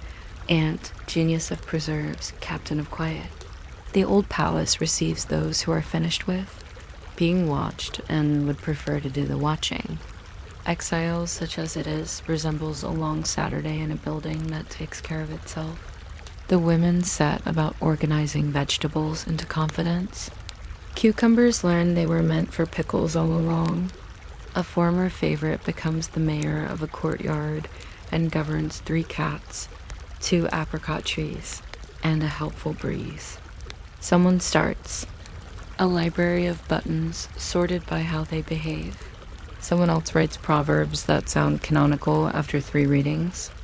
No one is idle. To run a small world is a vocation that does not need applause. Letters cross the city like patient swans. They carry recipes, meteorological theories, and a type of joke that needs embroidery to land properly.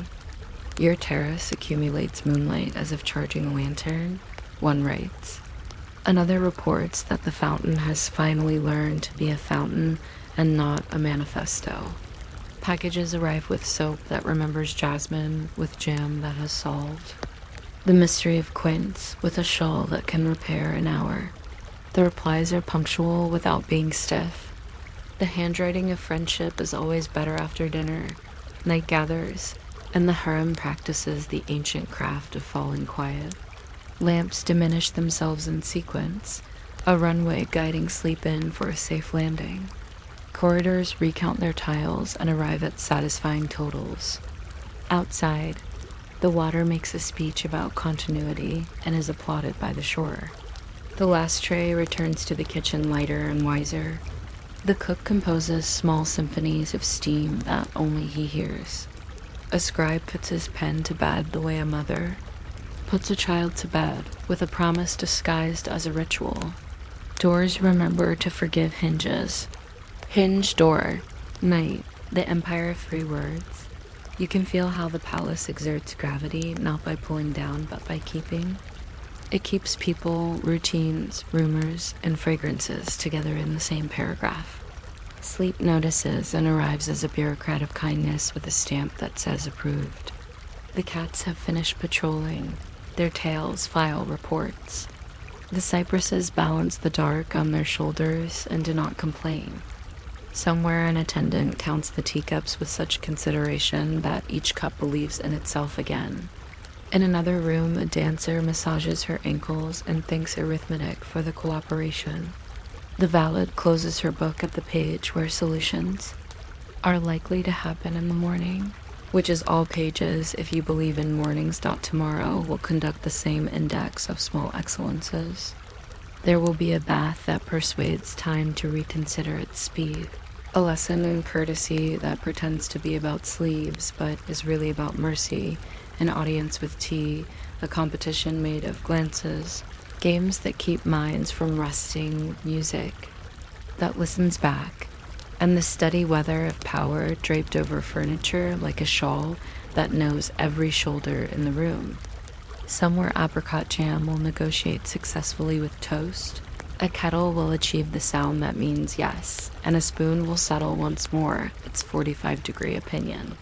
The palace will breathe a little longer on the exhale, as if it, too, were going to sleep, and your eyelids, bipartisan in their loyalty to gravity, will meet gently like two notes agreeing to become a chord. You might not expect a palace morning to begin with a debate about the correct temperature of steam, but it often does, and the steam usually wins. Dawn arrives with the kind of light that doesn't yet have opinions, and the corridors of the imperial harem answer by smelling faintly of rosewater, warm wool, and last night's caution. Doors breathe a little, slippers exhale their patience, and somewhere a copper basin practices shining just enough to be confident without becoming a mirror that gossips. If you're still awake by the time I start cataloging the job titles of tassels, some of them are senior tassels with supervisory duties, feel free to subscribe in your heart, or in your head, or as a gentle intention you never quite follow through on. It will count either way. The way a small cloud counts as weather, if you watch it long enough, bathing, is not so much cleansing as it is choreography. A basin is set down in the exact spot it remembers from yesterday. The ewer pours a narrow ribbon of water that behaves like silk, pretending to be obedient. Steam rises and then resigns itself to being counted, a comforting arithmetic of fog. Attendants move like punctuation commas in the doorway, a semicolon at the threshold, and a full stop when the towel arrives with the gravity of a final sentence. Soap lathers into small white philosophies, each bubble concluding that the body is a worthwhile project. The skin, meanwhile, negotiates with the day. Let us be luminous, but not boastful. Fragrant, but in a way that implies sincerity. Warm, but not so warm as to nap mid-conversation. There is a discipline to the washcloth, an insistence that wrists Our diplomatic zones and elbows benefit from reform. Hair oil infused with jasmine writes short essays on the comb's teeth and wins a prize for legibility, getting dressed as a quiet parliament. Cotton votes first, always in favor of kindness. Silk follows, a loyal opposition in favor of spectacle. Brocade petitions for a small festival, maybe later, and is placed where it won't start rumors. The belt ties itself into responsibility. The sleeves adopt a policy of modesty with room for gestures. The shoes sign a treaty with the floor. A mirror confirms that the person inside the garments has arrived, which is not the same as being awake, but is certainly a step toward civility. Breakfast behaves like a modest procession. Bread that has memorized sunlight, cheese confident in its geometric rights, honey that does not believe in bad days, olives consulting with salt about the future, tea pouring itself into clarity, and then inviting mint to co-author the morning dot after the body has learned to belong to itself. The mind reports for lessons. The etiquette instructor is a fan in human form, opening gracefully and closing with meaning. Today she teaches the speech of hands. Hands must speak a language of approval in the presence of porcelain, a dialect of steadiness among carpets, and silence in the amphitheater of eyes. The correct bow is measured in the width of a date pit, no more, no less. There is a geometry to sitting. One hand becomes the horizon. The other admits it believes in gravity.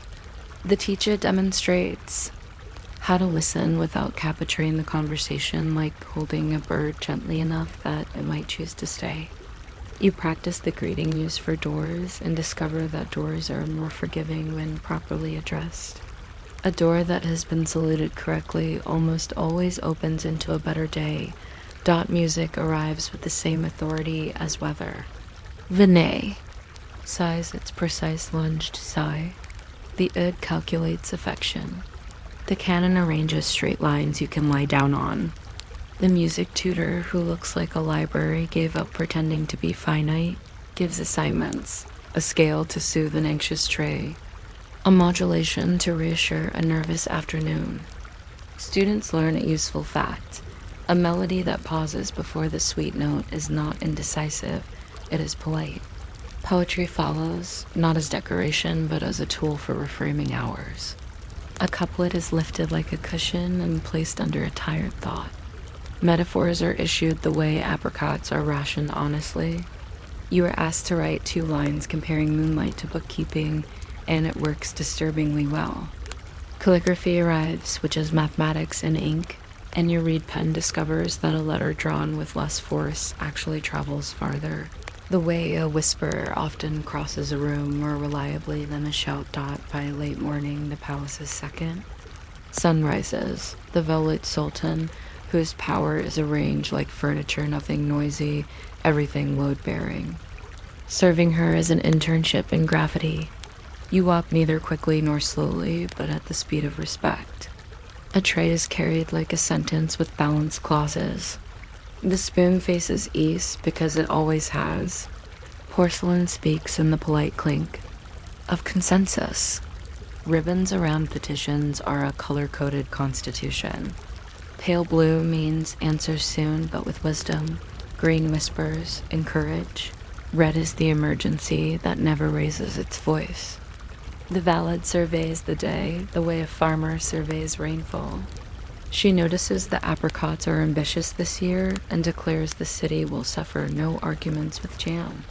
She corrects the angle of a vase and, with the same small movement, corrects the ambitions of a certain governor in a province learning to love taxes too much. It is a talent, adjusting ceramics and politics with equal wrist work dot.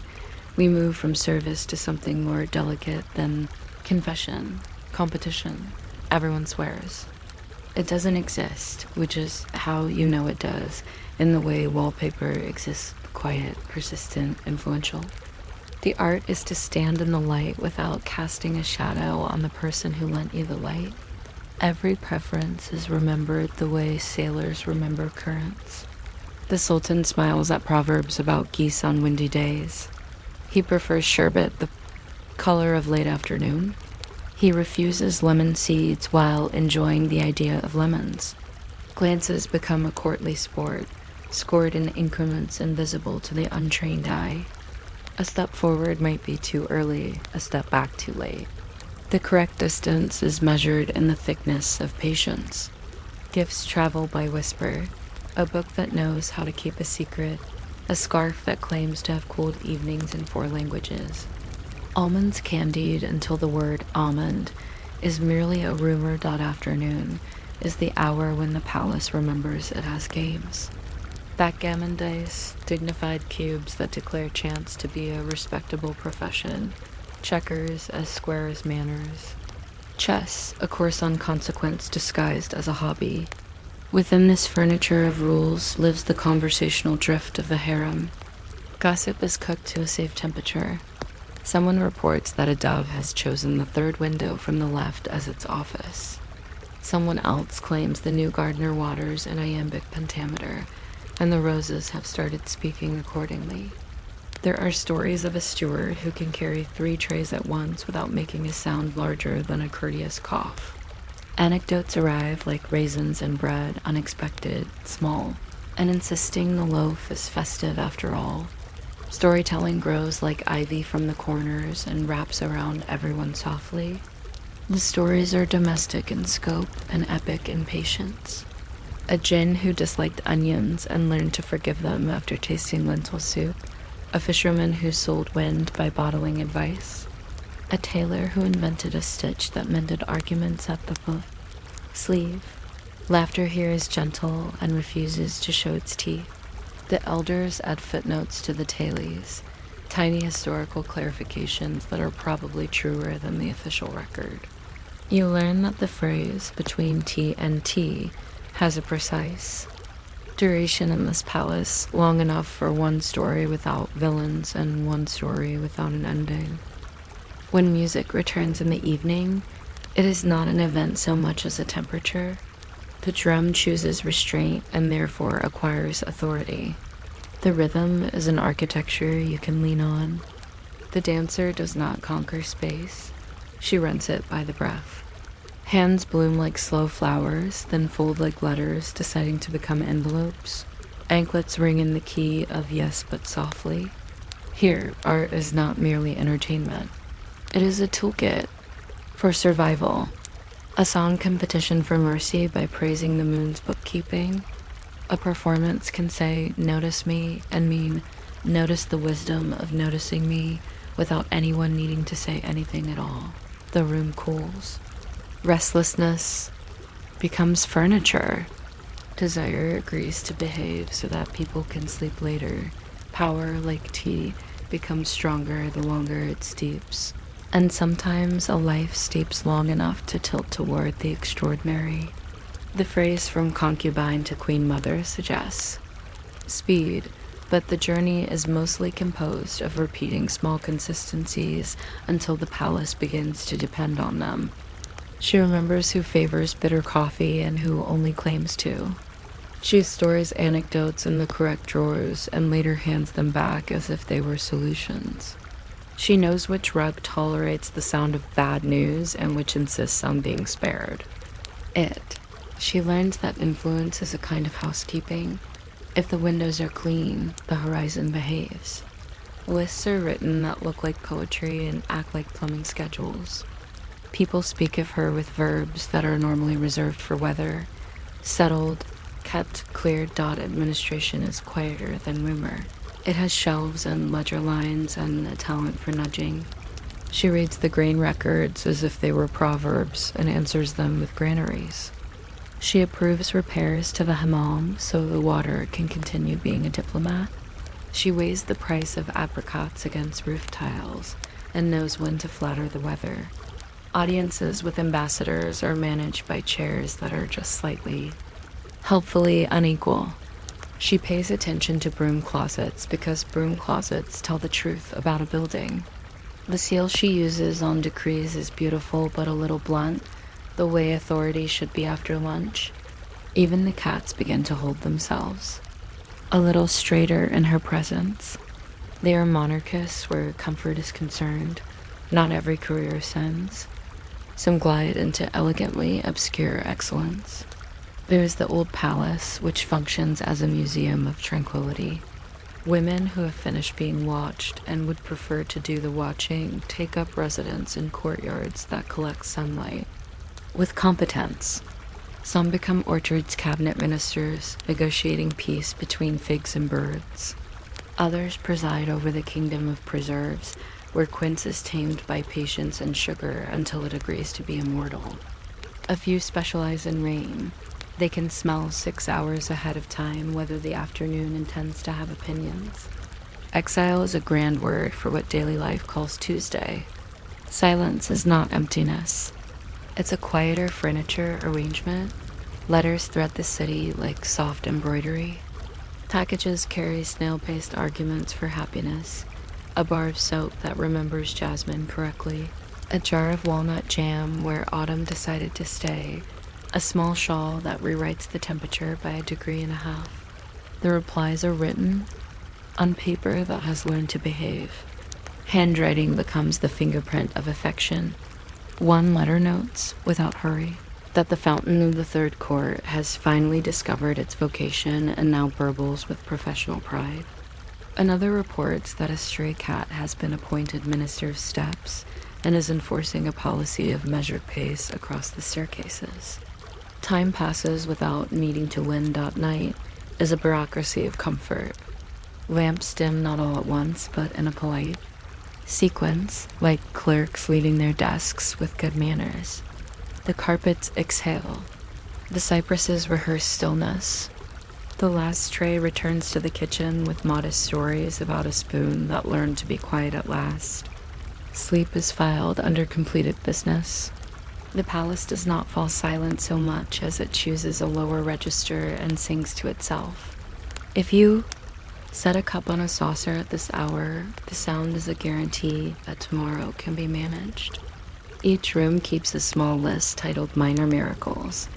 A breeze that negotiated peace between 2 curtains, a latch that forgave a door, a cushion that remembered. A back dot in tomorrow, which is a loyal employee, will clock in on time. There will be steam and discipline and a towel with a theology of softness. There will be teachers who can bow without bending and poets who can add moons to ledgers. The valet will correct the day by repositioning a vase. 3 courtiers will compete by pretending not to. The dice will conduct a fair election. The dancer will write careful cartography with her ankles. A life somewhere will continue steeping toward power.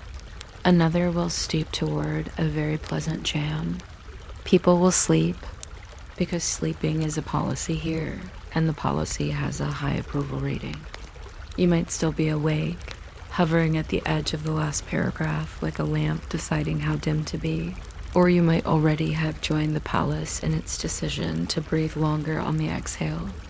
The night will file that under approved, and the cup on the saucer will agree by making exactly one very small, very satisfied sound. You might not expect a palace morning to begin with a discussion about steam, but this one does, and everyone present has a respectful opinion on vapor. In the first pale sliver of light, the baths warm themselves like cats, deciding where to nap. Copper basins glow with that modest pride only metal can feel, and the air becomes faintly sweet with rose water that has studied patience. Towels are folded into diplomatic rectangles. The floor remembers yesterday's footsteps and prepares to host today's. A breeze slips in through latticework and does what breezes do. Best quietly file a report on the weather and then leave before questions arrive, if you're still awake. By the time I start counting the number of combs in the comb jar, there are more than you'd think. And if you have seniority, feel free to subscribe or follow or simply nod in a way that suggests future agreement. None of it is urgent. We are in a place designed to make urgency forget its password. Here, even the soap proceeds carefully. It foams into small white sermons on the value of circular motions, each bubble a little vote for softness. The women step into the heat like diplomats entering a summit with clean agendas. Skin glows, water negotiates with muscles, and worse moods dissolve at rates that would impress a pharmacist. Elbows get extra attention because elbows are where ambition hides. Hair is washed in sections as neatly partitioned as a ledger that believes in decimals. One attendant glides by with a tray of perfumes, and the bottles line up like tiny glass mosques, each with a cap instead of a dome. The bath leads to dressing, and dressing is not just fabric. It is a meaning where cotton proposes comfort, silk argues for radiance, and embroidery suggests subtle influence. All of them ultimately agreeing to coexist so the body can be a pleasant room to live in. Sashes have opinions about knots. Sleeves negotiate room for gestures. Slippers promise loyalty to the floor. There is a correct order to everything, from the first garment to the last ribbon, and it is learned in the same way one learns to breathe with repetition and the occasional reminder. You can tell the difference between an early learner and an expert by the way their cuffs meet their wrists. Not too eager, not too shy, like neighbors exchanging bread dot after the steam and the cloth, and that first soft cup of tea, the color of thoughtful amber, return to lessons. The music tutor has a face that suggests he remembers every note anyone ever played in his presence. He begins with scales, not as drills, but as gentle staircases that allow your mind to climb without noticing. The naysaw is like a fresh page. Being opened, the Ud arranges the afternoon into curved lines you can nap on. The Kanon draws neat rectangles around wandering thoughts. Between exercises, the tutor slips in small wisdoms, the sort that sound like praise and feel like instructions. A pause is not weakness, it is architecture. An ornament is not decoration, it is diplomacy. Someone asks about tempo, and he says, the right speed is the one that doesn't lose its hat in a breeze. Poetry follows because the day believes in sequence. The instructor of letters is mild as a cloud, with eyebrows that appear to have read every library twice. She passes around thin paper with the softness of an apology and invites comparisons. The moon to a ledger, patience to a rope of silk, a promise to warm bread. The classroom becomes a quiet field of similes.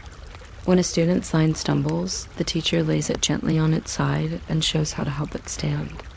There are lessons in etiquette too, precise as stitching. How to bow to someone who hasn't noticed you yet. How to greet a doorway in case the doorway is in a mood. How to sit with your hands in the shape of listening. The angle of a nod can be measured against the width of a date pit. There is a correct number of steps to take when crossing a carpet. That has strong feelings about being crossed. It sounds excessive until you try it and realize that order relaxes the joints. Later, the palace shifts to its second rhythm, the rhythm of duty. The valid sultan, who has the calm of a teapot that never boils over, holds informal audiences in a room that balances shade and shine so carefully the light seems trained. Serving her requires a sort of choreography that never looks like choreography. Trays travel at the speed of thoughtfulness. Porcelain speaks softly in the language of deliberate clinks. Bowls remember where they sat yesterday and take their places again like seasoned civil servants. The spoons face one direction because no one can remember why, which is reason enough to continue. The valet asks for reports on grain, on gossip, on the health of the gardens. She receives tiny scrolls bound with color-coded ribbons green for decisions that can safely drift, blue for weather's cooperation, a pale yellow for tasks that need attention like a plant needs water dot in her. Presence, people learn that power prefers small hinges. A vase is rotated a mere degree, and suddenly the room agrees with itself. A letter is rephrased so it promises without committing. A memory from 3 winters ago is produced like a necessary key. The valid has that measured way of listening, which convinces you your sentences are worth the trouble of being sentences. When she leaves, the cushions look relieved, as if thanked for their service. The older attendants do that palace thing of looking like they've moved when they haven't. The younger ones practice invisibility, which is really just timing and a nice dress. Competition, of course, exists, but it's the quiet kind. Kind that wouldn't startle a bird. It lives in the corners of glances, in the way a scarf falls, in the precision with which sherbet is offered at exactly the moment when sherbet would be historically appreciated. The rules are secret mostly, because saying them out loud would make everyone laugh, and laughter would be louder than is permitted. One learns the Sultan's preferences in a way that sounds like botany, a fondness for mint and hot weather, for proverbs about geese in windy weeks, for lemon seeds removed as if the lemon were shy. Gifts are chosen with surgical tenderness, a book that looks as though it has already forgiven future readers, a bowl so blue the sky might claim it as a cousin, almonds candied to the exact hardness of discretion. The art is not to be noticed, but to be remembered, which is a different sport entirely. Once the important trays have gone where trays are destined to go, afternoons stretch into a leisurely classroom of pastime. Backgammon boards appear as if summoned by sighing. The dice, dignified little cubes, behave like accountants who took one poetry class and never recovered. Pieces clack politely, a language of light decisions. Checkers are squares that practice equality. Chess is stubbornly consequential, so is shelved until the weather inside everyone's mind feels brisk. While the games proceed, gossip does what good gossip does, selects only the details capable of walking around without supervision. Someone mentions a peahen who refuses to admire peacocks because she has standards. Someone else reports that a tiny crack has appeared in a favored water jug, but the crack is tasteful and can stay. Storytelling follows the way shadows follow shade. The tailies are low and long and full of domestic grandeur. A djinn who spooled clouds into thread and learned that smugness makes poor fabric. A merchant who miscounted his dates, made peace with arithmetic, and gained a city's trust. A rooster who discovered humility on the day he overslept, and the sun rose without him anyway. The storytellers have that relaxed authority shared by fountains and sleep. They add footnotes to their own plots, turning every episode into a lesson that refuses to scold. The punchlines rarely punch. They sort of wave Dot as evening leans in, music returns, this time wearing dusk like a shawl. The drum practices restraint. The rhythm becomes a slow ladder, everyone climbs a few rungs at most. The dancer steps through the room with the caution of a person carrying a secret on a plate. Anklets confess nothing. Her hands speak vocabulary. A spiral to say, perhaps, a pause to say, consider, a turn to say, look again. Here art has a job description. It pleases, yes, but it also arranges attention, conducts gravity, persuades restlessness to loosen its collar.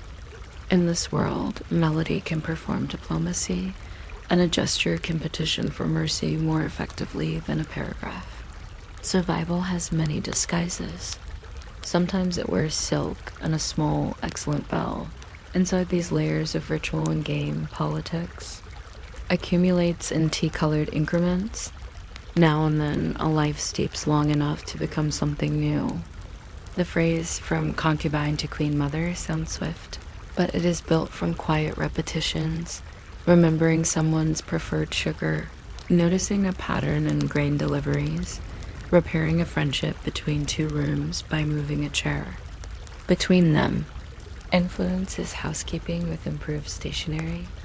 You keep a list titled Things That Reduce Sorrow, and another called Conversations That Prevent Rain. You know which stair squeaks its opinion and which rug will tolerate bad news. You ask after the health of apricot trees because apricot trees whisper about drought before the fountains do. You read the accounts of soap with the same respect you give the accounts of soldiers. When a woman does reach that high, careful chair, the palace changes by degrees. Decrees begin sounding like daily life with punctuation. The bath is repaired on a Tuesday because the Wednesday births prefer warm pipes. The kitchen receives new jars for storing summer's patience. Letters to provincial governors acquire an extra sentence that reminds them how roofs leak in spring. She signs with a seal that is neither too ornate to trust nor too simple to admire. She never hurries. A cat. She believes in sweeping corners because corners nurture opinions. Her rule is measurable by the number of rooms that decide to breathe easier. Not everyone climbs. Many lean into a gentler excellence. There is the old palace, a residence with slippers for a personality, where a quiet retirement organizes itself into courtyards and embroidery frames. Here lives the art of correct slowness. Former favorites become masters of jam, which is alchemy for size. Quince yields to low fire and a tin of sugar. Even winter allows itself to be spooned. Some women govern orchards with the seriousness of astronomy, scheduling pruning by the moon's cooperation. Others become archivists of small miracles, a scene that refused to fail, a recipe that fixed a sad afternoon, a window that admitted the right breeze at the right time. The days there are indistinguishable by design, the way pearls are indistinguishable and therefore valuable. A few are sent away to choir houses, which people call exile because drama loves big words. Exile here usually means fewer people to interrupt your thoughts and more time to converse with pomegranates. Letters travel between palaces at the solemn speed of well-wrapped news. Paper smells faintly of starch and intention. Handwriting turns into biography. One correspondent writes of a fountain that has learned to sound like contemplation. Another reports that a cat has been promoted to inspector of steps and insists on measured walking. Packages arrive with apricot leather rolled into scrolls. Of sunlight, a mitt for lifting hot pots without complaint. A little box of spices that smell like persuasive arguments. You can live a full life arranging shelves when the shelves agree to be arranged. Night operationalizes comfort. Lamps move down through their brightness like officials leaving their desks in good order. The carpets sigh. The cypresses agree not to make news. The last tray returns to the kitchen with a story about a spoon that learned discretion. Sleep enters the building the way a well-bred visitor enters a conversation, after listening and with good posture. The palace hums in its lower register, a choir of hinges taking their time. If you put a cup back on its saucer at this hour, it makes that tiny appointed sound, the one that says tomorrow has already promised to show up. Tomorrow will rehearse itself as if originality were overrated. Steam will practice kindness. Cones will review their duties and take attendance. The etiquette tutor will remind everyone that doors appreciate being greeted. The music master will defend the honor of rest notes. The valet will correct the weather by repositioning a vase. Competition will wear perfume and innocence. Dice will click their modest mathematics. The dancer will describe a map using only her ankles. Somewhere, a life will continue steeping toward power like strong tea that respects the cup. Somewhere else, a life will learn the serious joy of preserving fruit. No curtain will rise. No curtain will fall. The day will fold itself carefully and store itself where fabric goes to think. If you have managed to drift, the palace will watch over your sleep with professional courtesy. If you are awake, consider the small ledger of the night, a towel that remembered how to be soft, a tray that found the exact middle between haste and delay, a letter that took the long road and still arrived in time. None of this asks for applause. It only suggests that peace is mostly made of tasks that remember their purpose. And so the hour stretches, slow and even, like a ribbon unfurled for no reason other than to be a ribbon. And the rooms settle into their ordinary excellence, and the breath lengthens by a syllable you can't quite hear. and the last light lowers itself to the correct angle, and the story, which never meant to end, simply continues being quiet